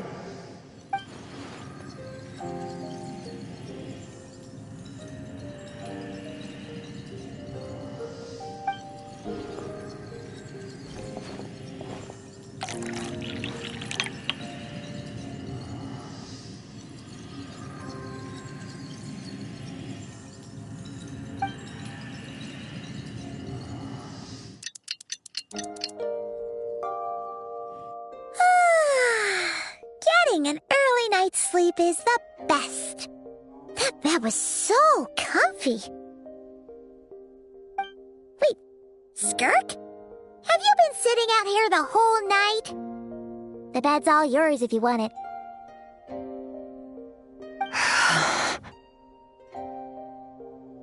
About 60%, maybe 70. Whew! Paimon thought it would take at least a couple of days. That was fast. No, not fast enough. That's 20% less than last time. Same training regimen, same intensity. Nothing felt different, but somehow the outcome fell short. No, I think the problem's with me. I need to meditate for the next 2 days. Deep introspection should help me find the issue. Ooh, sounds intense. We'll watch over you in the meantime, then. Thanks. See you in 2 days.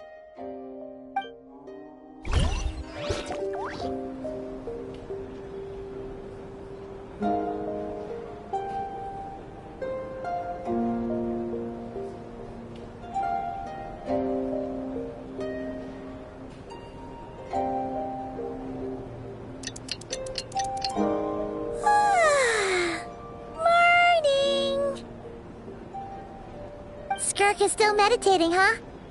It's been 2 days already. Shouldn't she be awake by now?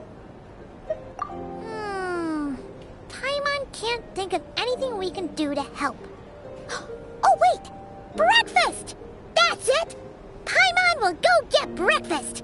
Skirk is gonna be starving when she wakes up. Be right back.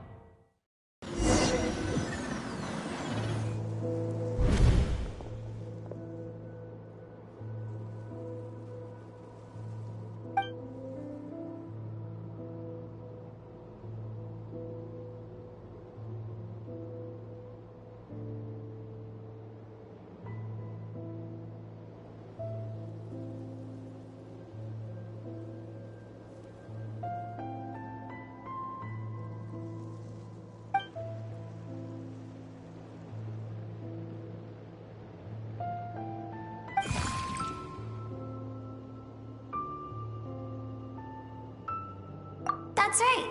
This is Skirk's inner world.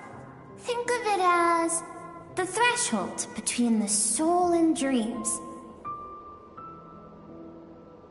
This isn't your first time here, but what you remember is probably a space covered in darkness.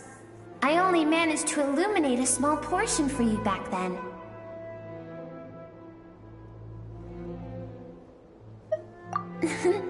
Actually, it's my first time talking to someone like this.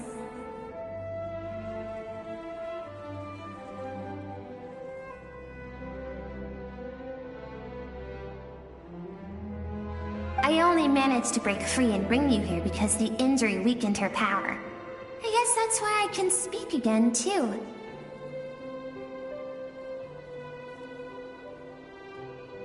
Call it fate, if you want. I think that's the word they use in this world for lucky coincidences like this, right? Now, before I take you to her, I gotta ask. You're the first outside visitor to ever come here, so what's your impression of this place?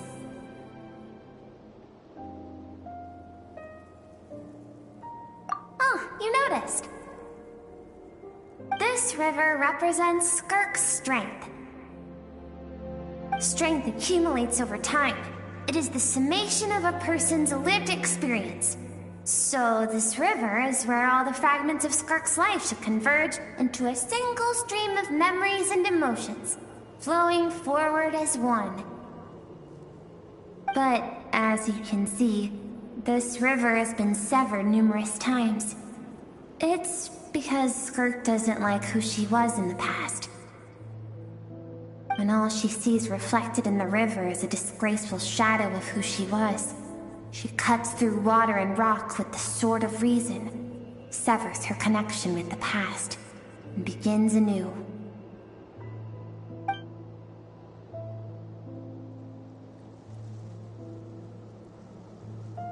You must learn to shut out all the pointless emotion. Crush the self that makes you weak, and become master over your physical form. This isn't my first taste of failure or losing power. When you fall, you get back up again and become stronger. That's how it is.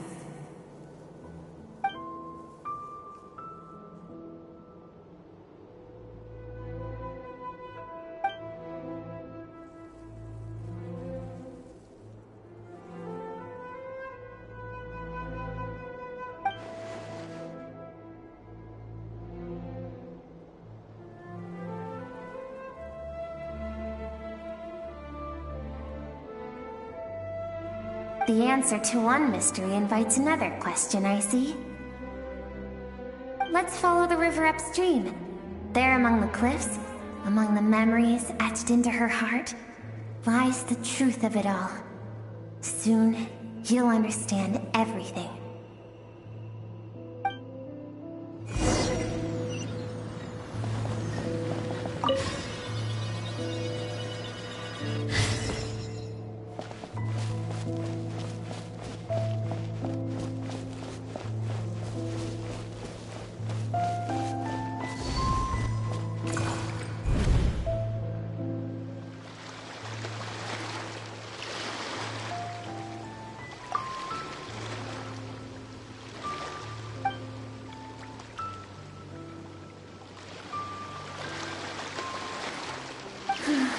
I've always thought that, even when falling leaves don't come from the same tree, they can still form bonds of kinship when they meet.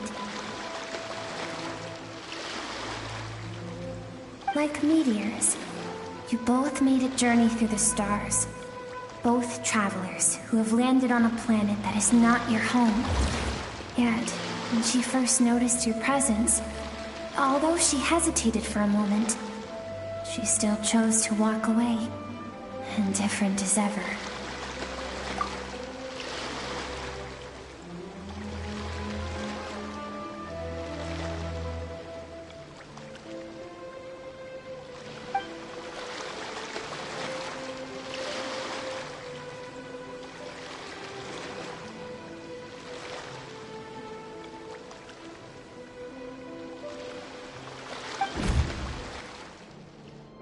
Seems like you've answered your own question. Skirk sees herself as a trespasser in this world. She's made a conscious choice to avoid altering its path. But the reason for that decision stems from events much earlier on in her life. Let's keep going. It's still a long way to the source of the river.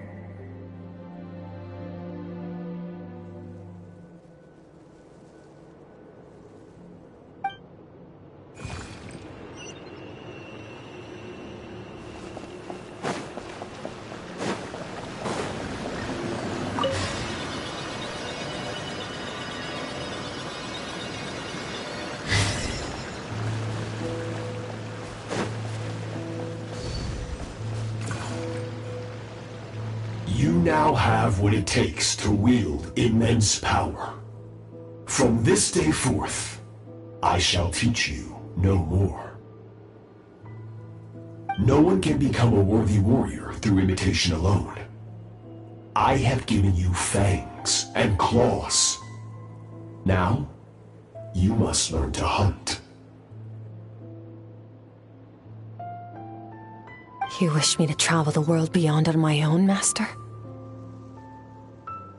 Indeed. Make new friends.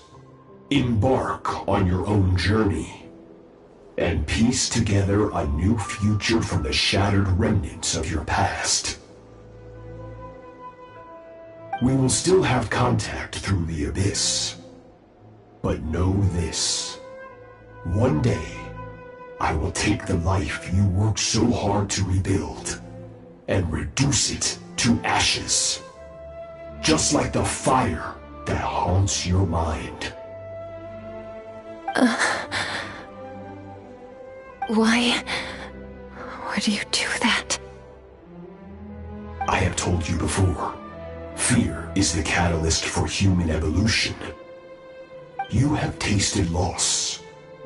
You have known fear, so deep it can be felt in the bones. But as living beings, we all have an instinct to detach from that which harms us.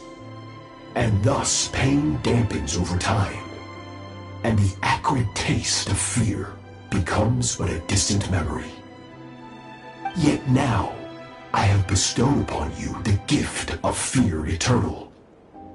It will drown you in the nightmare of your childhood, or it shall drive you to defeat me, whatever the cost.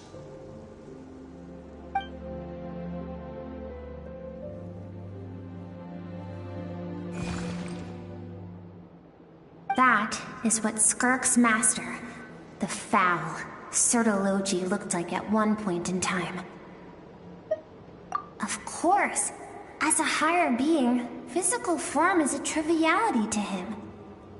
He could appear as a beast, a human, or even a monster that defies description. The form you see him in here, clad in abyssal armor, is the one he usually wears when traveling through the stars.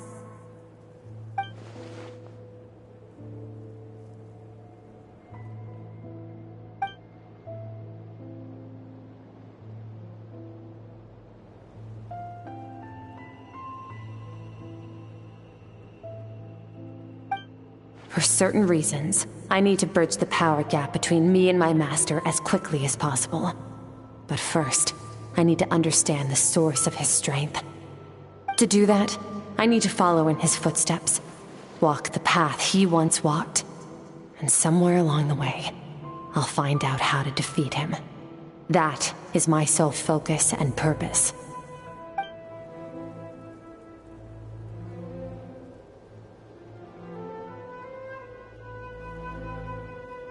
I'll let you in on a little secret. The real Sertologi is terrifying. The scope of his power is impossible to understand until you experience it firsthand. It is absolute. The power to crush all things. Shall we keep going? Let's see. We're about halfway there.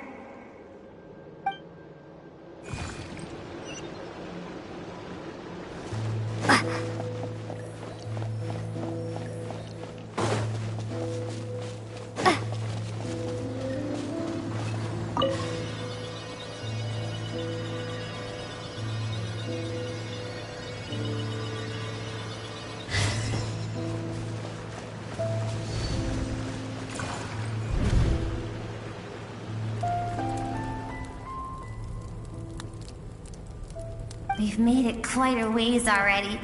This is Skirk, when she first began training under Sertologi. I have set your broken wrist. Tomorrow, you're to train twice as hard. No tears this time. Good. Attempting to garner sympathy through tears is a habit of the weak. A pitiful, useless ploy. Can I ask a question, Master? Why did you save me?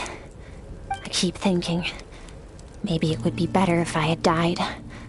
I wouldn't be haunted by that fire all the time. I wouldn't have to go on like this. I saved you because I have a plan for you. It has been too long since I fought a battle that demanded my full strength, and I hunger for it. Every so-called genius and prodigy I have faced has crumbled like sand underfoot. Before me, even fate bends the knee. So, I will teach you everything I know. Train you by whatever means necessary, in the hope that one day, you might surprise me. But I don't want to draw my sword against you, Master. What you want matters little. Among the boundless sea of stars, the cries of the weak are but faint murmurs that disappear into the void. You of all people know that well. Yes, Master.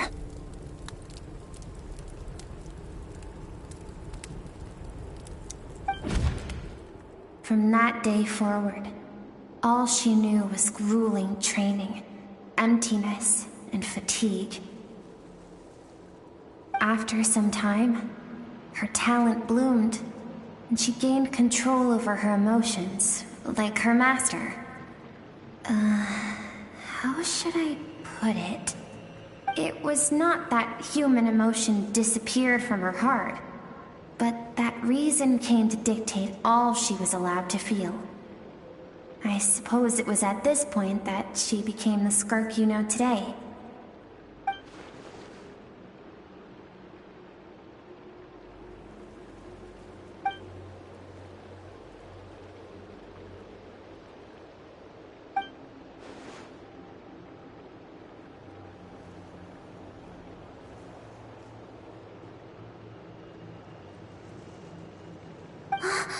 We're nearly there. I almost don't want to reach the end. Well, shall we? This is the final stretch.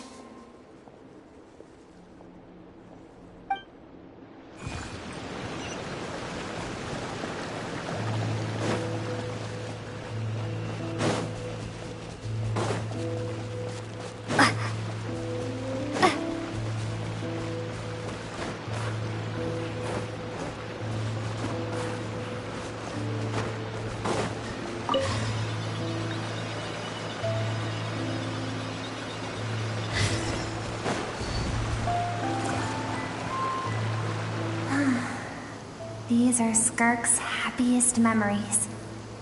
What a simple and carefree time it was. Wisps of clouds dotted the sky. The sun bathed everything in golden light. And when song filled the air, not even the shyest of flowers could resist swaying along. This is Skirk's homeland. She was so curious about everything as a child. Always skipping school to go exploring instead. There was so much to discover.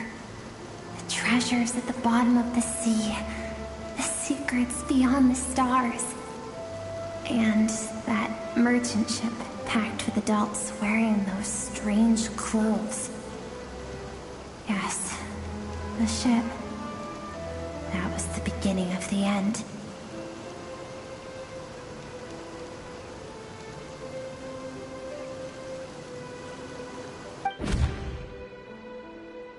It was a spaceship. When it arrived, the people that disembarked wore smiles on their faces and spoke of friendship. They claimed to be merchants from a neighboring planet, looking to establish trade. Skirk's parents, her relatives, her neighbors, everyone welcomed the newcomers with open arms and allowed them to explore the planet. To them, the visitors were guests and should be treated with hospitality. No one had any idea of what was to come. Several months later, an army of unknown origin arrived without warning and carried out a ruthless campaign to destroy everything and everyone on the planet. Skirk had skipped school that day, like so many times before, so she was not caught in the immediate wave of destruction. But when she came home that day, only fire and ruin awaited her. Countless people cried out to her for help. People she knew and loved. Friends and relatives. The little girl who lived next door. The shop owner with the bad leg. The bad-tempered teacher she had made fun of just that morning. Their lives were discarded like worthless trash as the fire consumed one life after another. Skirk was helpless. All she could do was run. And so she did. She kept running until an unexpected figure crossed her path.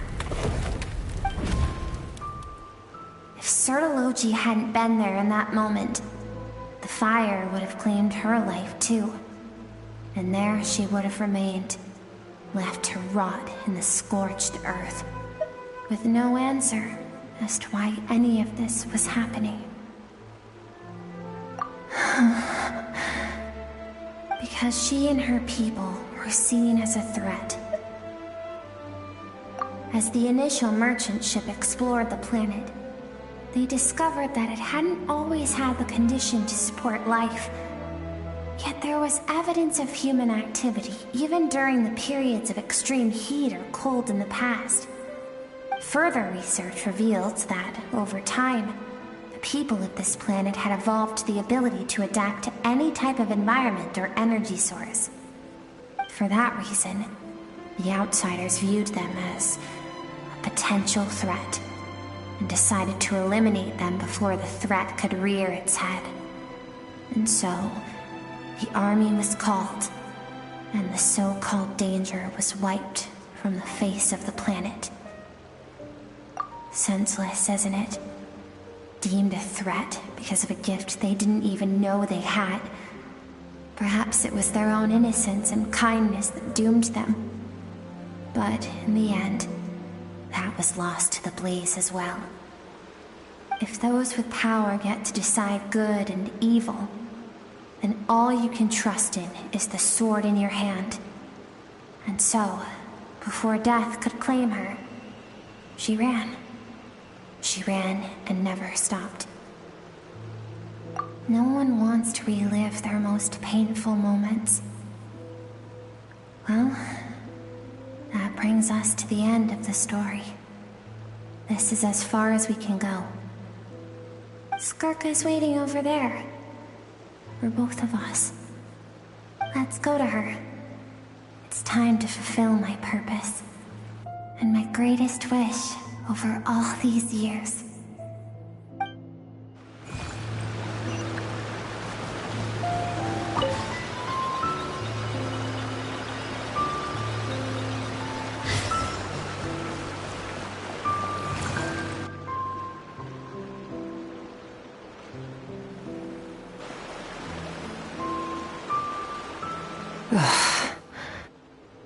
So all this, just so you could bring her here? I have things to say to you. Well, to me. I want someone to witness our reconciliation, even if it takes an argument to get there. And she is the best choice in this moment. Her suppressed emotional self. The version of herself she keeps locked in the recesses of her mind, stifled by reason. All those rejected impulses, those discarded aspects of your past selves, they are a part of me now. I am who you used to be. Someone you have refused to face for too long. So, I came to face you instead. You're wrong. I've faced you all along. And that's exactly why I keep you locked here. Your existence makes me weak. Moments of joy and longing are when we are most vulnerable. Don't forget, it was a penchant for goodness over reason that doomed our homeland in the first place. The vastness of the universe renders everything insignificant. Our feelings most of all. Even so, learning from the mistakes of the past doesn't have to mean erasing everything. Strip yourself of your so-called weaknesses, emotions like kindness and empathy, and what makes you any different from the ruthless soldiers who slaughtered our people? The difference is that I'm doing what is right, what is necessary. I allow you to exist, but with limited freedom. That is the greatest kindness I can offer. I've shouldered everything you couldn't carry. I rose above the numbness and emptiness, and it was cold, unfeeling reason that brought me this far. It made me who I am. It made me strong. That is the problem. I want to shoulder those things together. On the grand scale of the entire universe, maybe our feelings are vanishingly small, but why should that mean they don't matter? Emotion gives warmth to the cold expanse of space. It gives meaning to the world around us. Think back to those nights of gazing at the stars, those afternoons of exploring the unknown. Think back, and let them grant you peace. A brief respite from the pressure you put on yourself.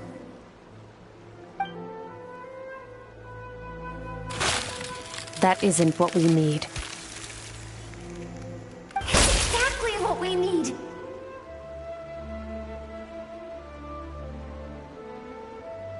Aren't you curious about why recovering your strength has taken longer than normal this time?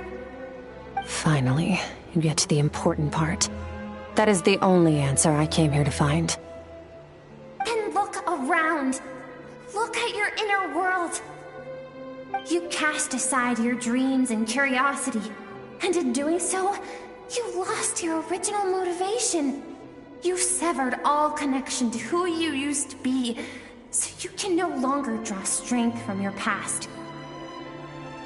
Now, The only things driving you forward are fear and survivor's guilt. But these cannot take you far enough. And so, this river, the source of your strength, grows more polluted by the day. And you think that means I should seek help from a weak little thing like you?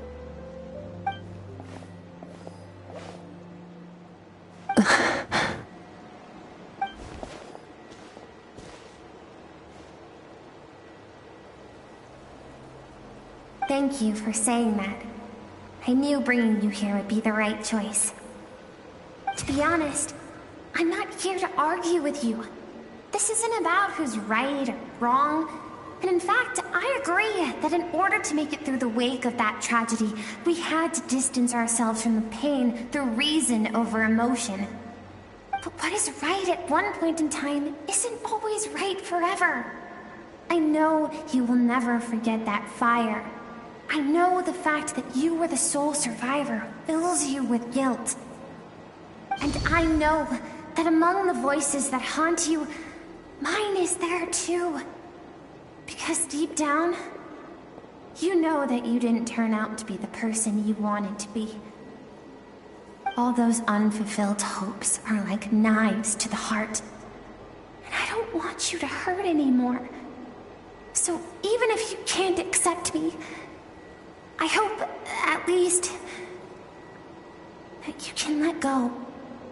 I keep thinking, maybe it would be better if I had died. I wouldn't be haunted by that fire all the time. I wouldn't have to go on like this.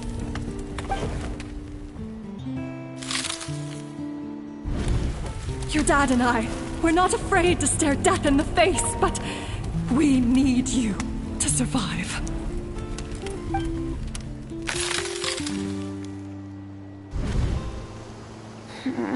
I'm sick of being a kid. There's so many amazing things out there, and I'm ready to see them all.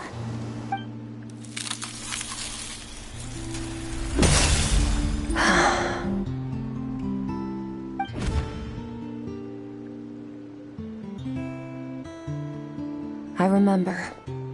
There was a song Mom and Dad always sang when we went out to fetch water. Dancing water. The sand along your path is begging for your song and movement. Will you carry this burden with you on your journey? I am not the dancing water, and you are not the burdensome sand. But if this is your wish, then I will carry you with me until the end. Thank you. I should be thanking you.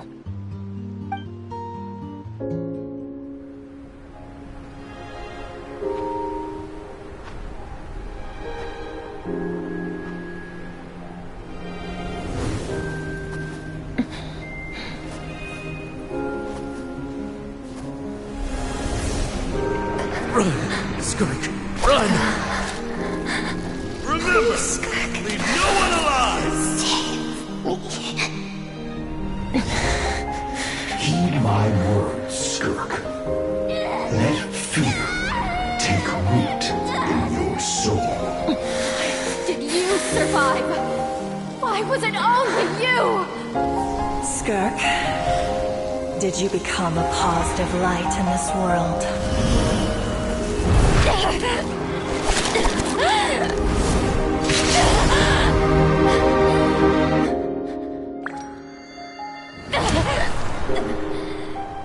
Hey, this doesn't have to be the end.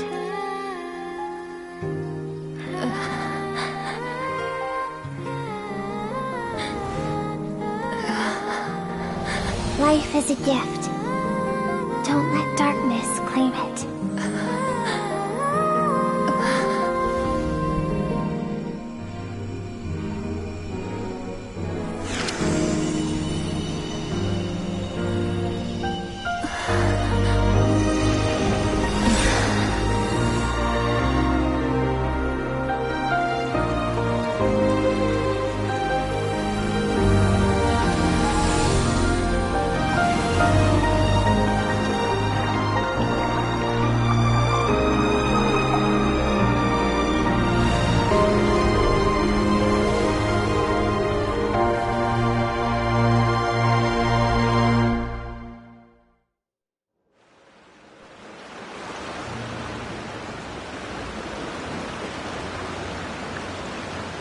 So, you saw my memories then.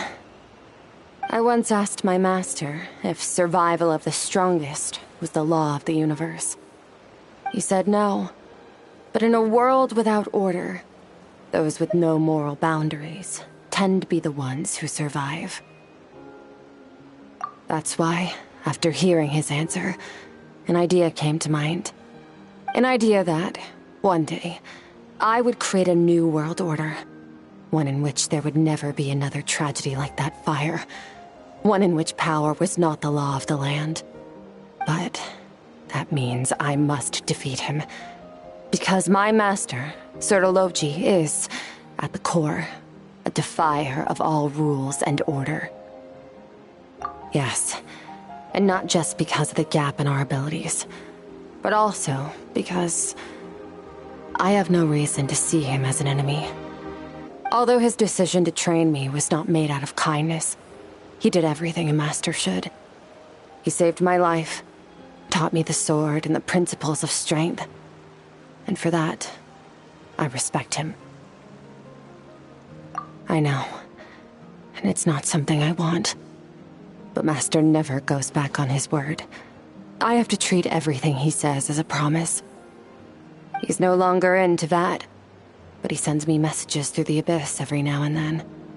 Most of them are simple greetings, or an answer to one of my questions. Every time I hear from him, my heart skips a beat. And I wonder if this is the moment where he'll finally appear before me and tear down everything I've built to pieces. Maybe that means I do live in eternal fear, just like he said. Yes, I respect him, but I'm also afraid of him. And for that reason, the pursuit of strength consumes every moment of my life. I don't know what Master has planned, but I have to be ready. Help me? Why? This isn't your fight.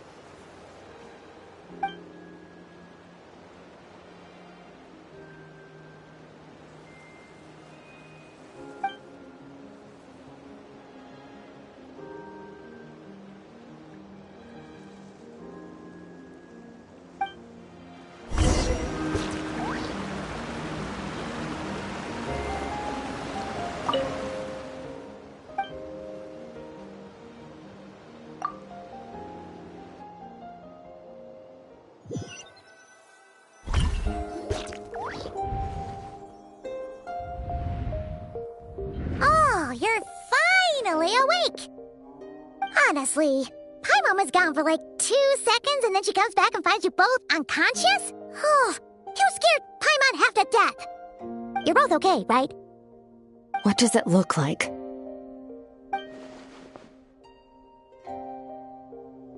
Only water from the source can cleanse the rot and filth that flows from the past into the future. I taught you to incorporate the experiences from your journey into how you fight. I suppose what happened today will become an inseparable part of who I am. Okay, so Paimon feels like she's missing some important context. But whatever. Paimon brought back tons of delicious snacks! Let's dig in!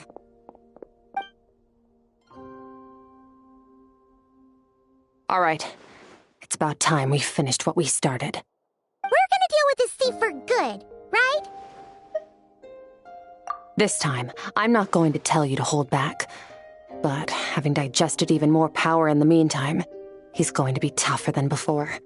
The good news is, we have no reason to pull our punches this time. So, let's go. Same place as last time.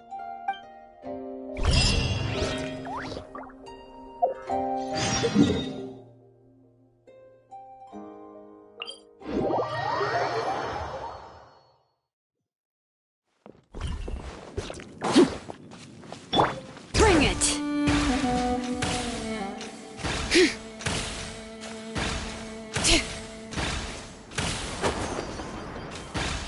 Yep.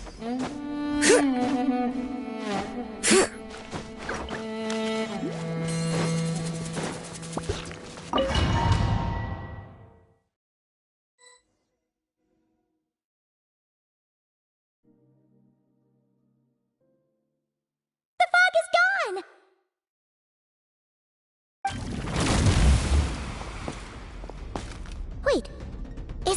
form the all-devouring narwhal changed into? How come he knows that, too? Really? So, you're telling Paimon that giant whale and this guy can both turn into the fowl? How does that work? It's a subconscious instinct. Any intelligent being who longs for his level of strength is bound to mimic his appearance. It's a natural response after encountering someone as powerful as Master. To them, he represents ultimate power. We know the person before us has encountered Master, and we know he stole a portion of my power. So it's not surprising that he would assume this form. Okay. Oh, the closer Paimon looks, the more intimidating it gets. Nervalette isn't here this time, so it's up to us. He won't have the nerve to steal again after we're done with him. Let's teach this guy a lesson!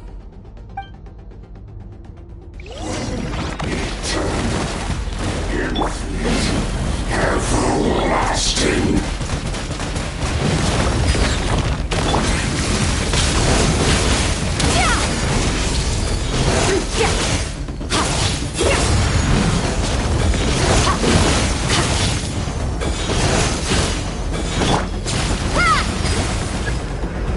Haven't forgotten your training, I hope.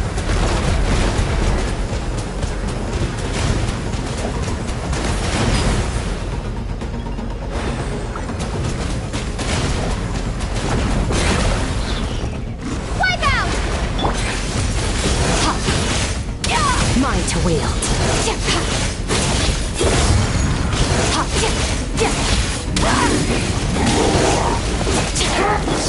Shall be his crown.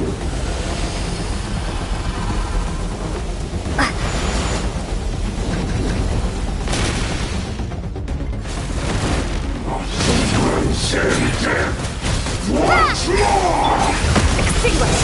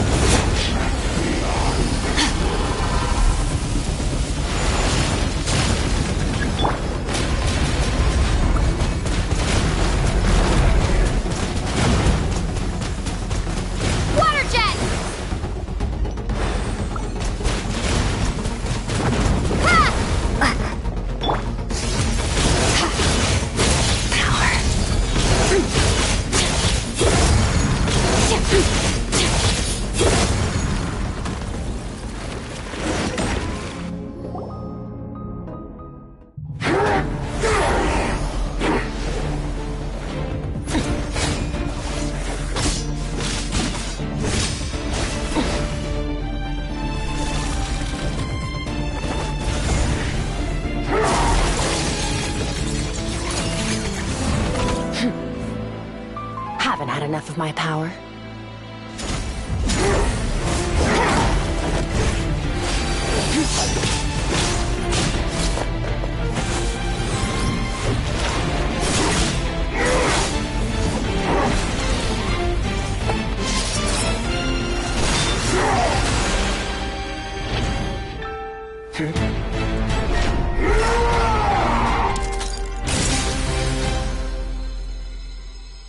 Well then, let's see how much more of this power you can handle.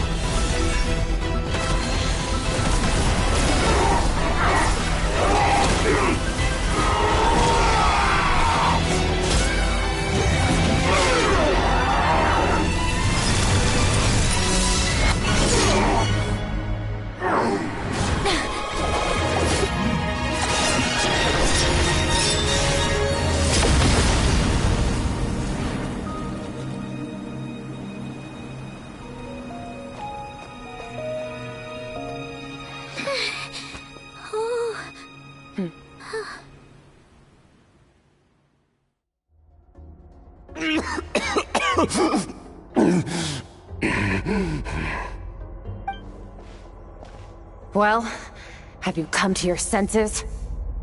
You saw that my body was at its limit.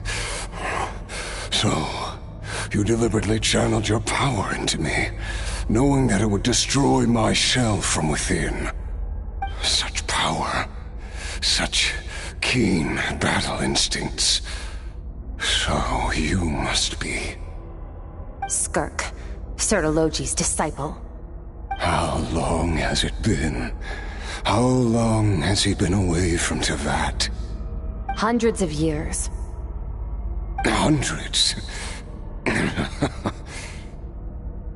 Sorry, it's a lot to take in. I should introduce myself. I am Skofnungar, a friend of your master and one of his followers.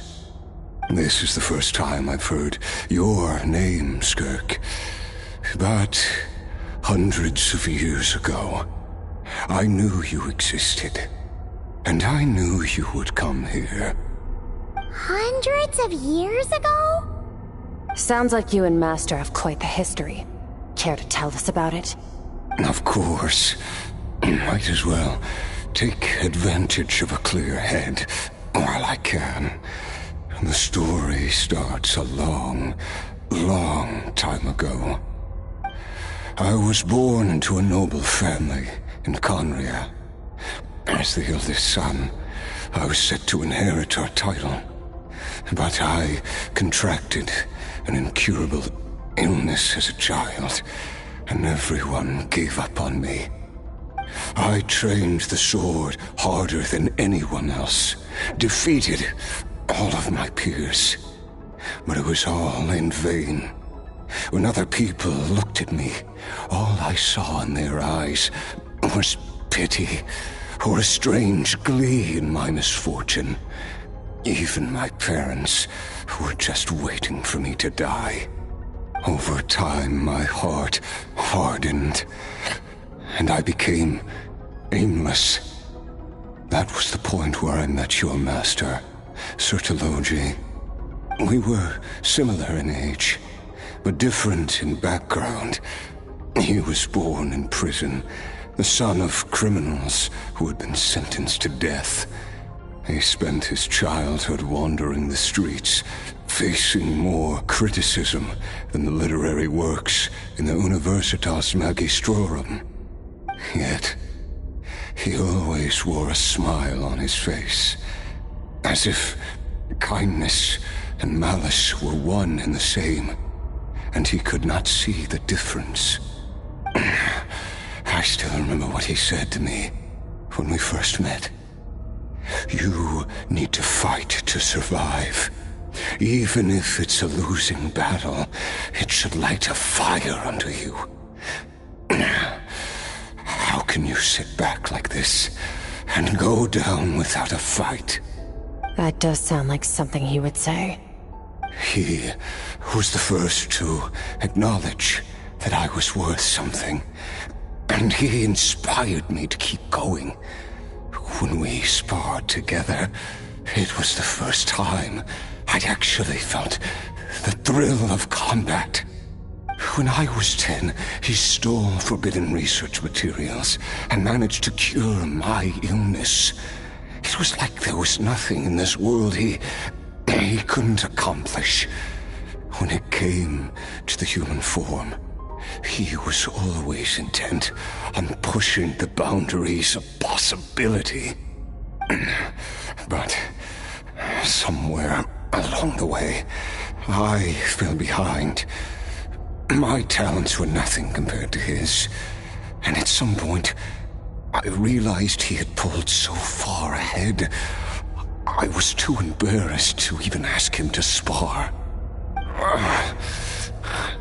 After his grand endeavor was successful, he sought me out and said to me, "This planet no longer holds anything of interest to me, so I'm leaving. But first, I have an offer. I can use a power I have just refined to break the curse of immortality for you. Your death was once what we worked so hard to prevent. But the immortality you now face is a different kind of pain altogether." I'll pass. Immortality doesn't sound so bad to me. Since I can't die, it means I have an infinite amount of time to get stronger. Maybe I'll finally catch up to you one day, and we can spar like we used to. Are you sure? I cannot say when I will return.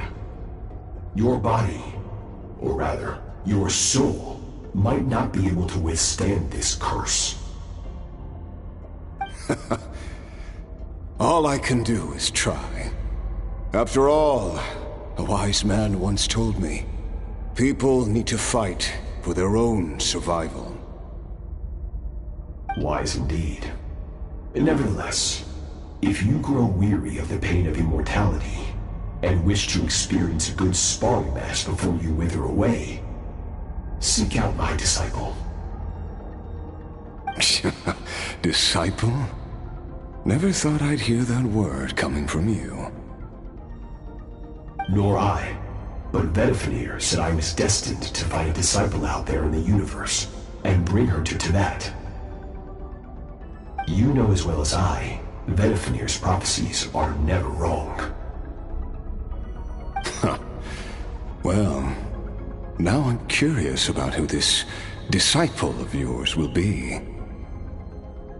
All Vedifenir said was that one day, the stars shall bow in her honor.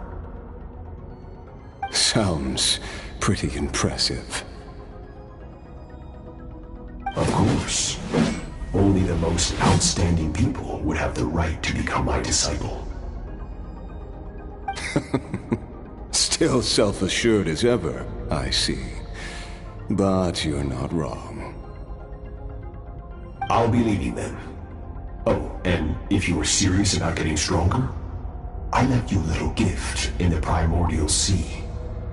As I've said before, walk whatever path you want.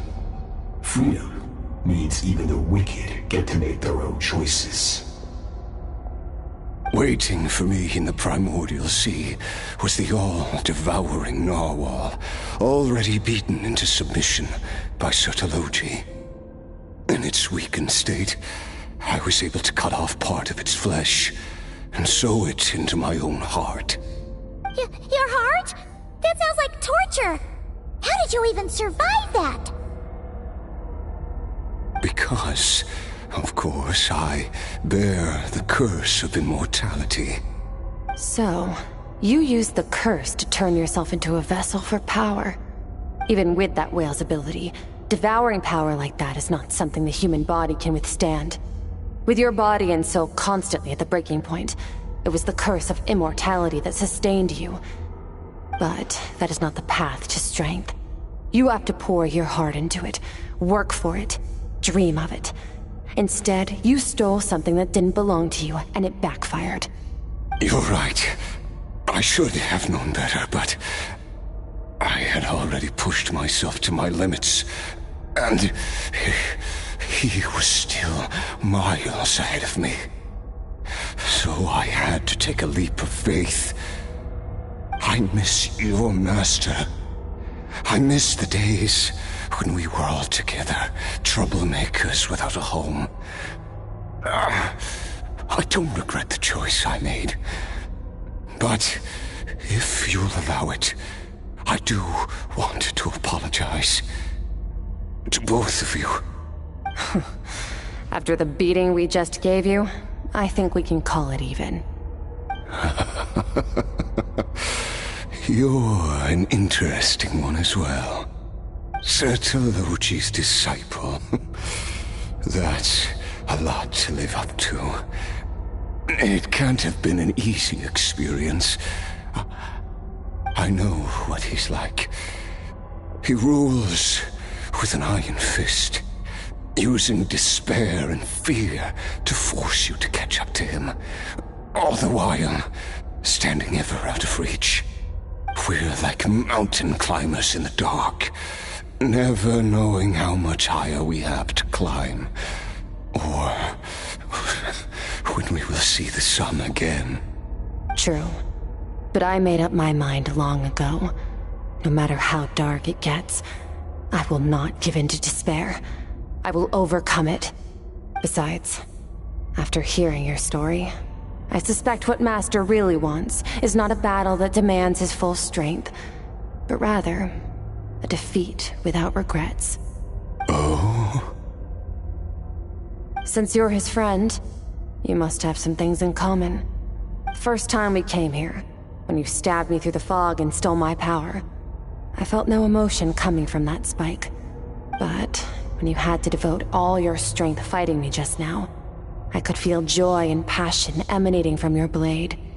It was the joy of a researcher discovering the truth of the world, the joy of an artist uncovering a temple of wonders. Interesting. I'm certain I didn't express those emotions outright. Yet you were able to read them from my blade, like a glimpse into my inner world.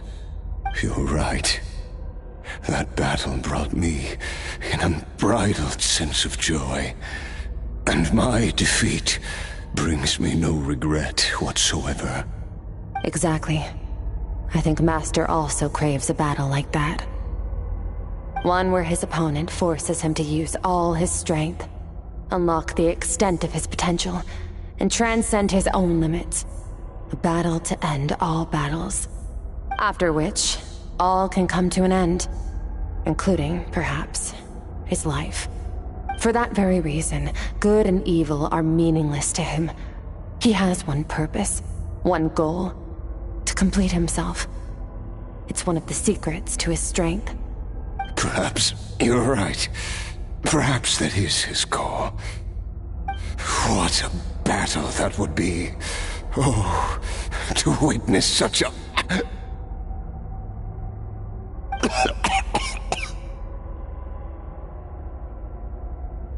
Are you okay? Too many different kinds of power are surging through my body. The curse of immortality allows it all to coexist, but it does not remove the pain. I won't be able to hold on to my sanity for much longer.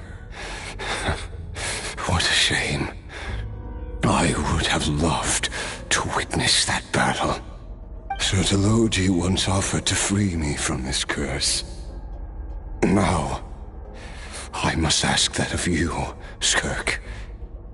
Can you release me from the pain? I can, but not through death, if that's what you are hoping for. It's not a suitable punishment for your crime. As an alternative, I can take your consciousness, along with all the power you've consumed, and smash it to pieces. The impurities will dissipate, and under the curse of immortality, your mind and body will regenerate. When that process is complete, you will be back to who you were before, no longer tortured by powers you can't control. But it will be a time-consuming and painful process. The decision is yours to make. I accept. And who knows? Perhaps I'll wake up in time to witness your great battle with Sir Telogi. I have faith that you'll be able to stand against him one day. Though I know it'll be a long and arduous road. If we are climbers in the dark, it appears the dawn has finally broken for me. But your ascent continues. At least, it looks like you are not alone on your journey. I will reach the top of this mountain, no matter what it takes. And you, Skofnunger, will be my witness at the end of all things. That's finally over. Let's get out of here. Huh! At least we don't have to make a mad dash for the exit like last time.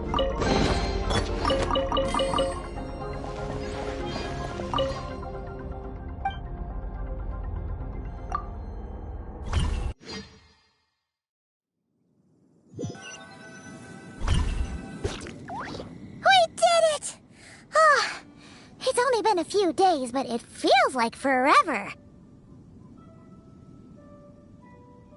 Once again, we've proved there's nothing we can't overcome. We're just that awesome.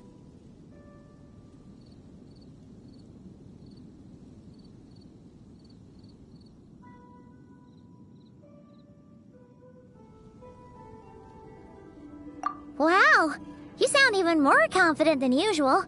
Guess you really have become stronger. Today sure went by fast. It's night already. Oh wait, that reminds Paimon. The stars you mentioned, the ones that died out, are they back now? Yes. The power Skafnungur stole has been returned. So, the stars have regained their light. Great! Huh, it's crazy that you even noticed their light was gone. There are so many stars in the sky. If a few disappeared, Paimon definitely wouldn't be able to tell. I suppose it's because I have gazed upon this sky for centuries. The false stars, hanging in the meticulously planned sky, glittering with rotten light. It's not real. And yet, it is for that very reason that I can look upon it and enjoy the momentary peace it brings. Even the most beautiful of bubbles has to burst. We will return to the real universe one day, whether of our own volition or not. Time marches ever forward. Even the innocent and naive will taste life's bitterness. Yet through hardship, we grow until we learn to seize the sands of time for ourselves and uncover our true strength. Though we gaze upon a false sky, its vastness and majesty is palpable.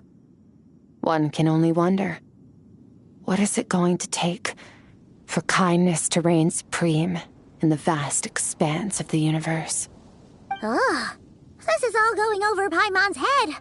But if she knows one thing, it's that the Traveler always finds a way. Ever since we met, she has filled Paimon's days with happiness. No matter how tough things get, she always finds a way to make it better. If it's too big a job for one person, then we'll do it with two. And if two's still not enough, then three. We've met so many amazing friends and accomplished so many amazing things. As long as we don't give up, we can make any wish come true. I suppose when it comes to you, anything is possible. Well, I should be going. Now that my power is no longer isolated from my emotions, I need more practice to get used to it. I suppose fate will decide. Maybe we'll bump into each other on the street. Or maybe we'll reunite on a different planet entirely. Regardless, reunions and partings are but passing moments. More than anything, I hope that at the end of this journey, wherever it takes us, we stand in a world reborn. One without war, pain, or forced partings. One where new life can bloom, even where there was once nothing but scorched earth. For this, we must all work to become stronger. Goodbye, Traveler. Remember your training. Make sure to put it to use. Bye!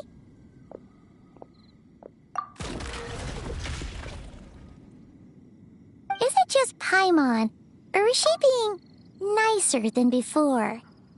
We definitely count as friends after all that, don't you think? Hey, what do you think about camping here tonight? There's nothing quite like sleeping under the stars. Come tomorrow, we can continue our journey. Oh, and since Paimon treated you to that super nice meal at Wanmin Restaurant, it's about time you returned the favor.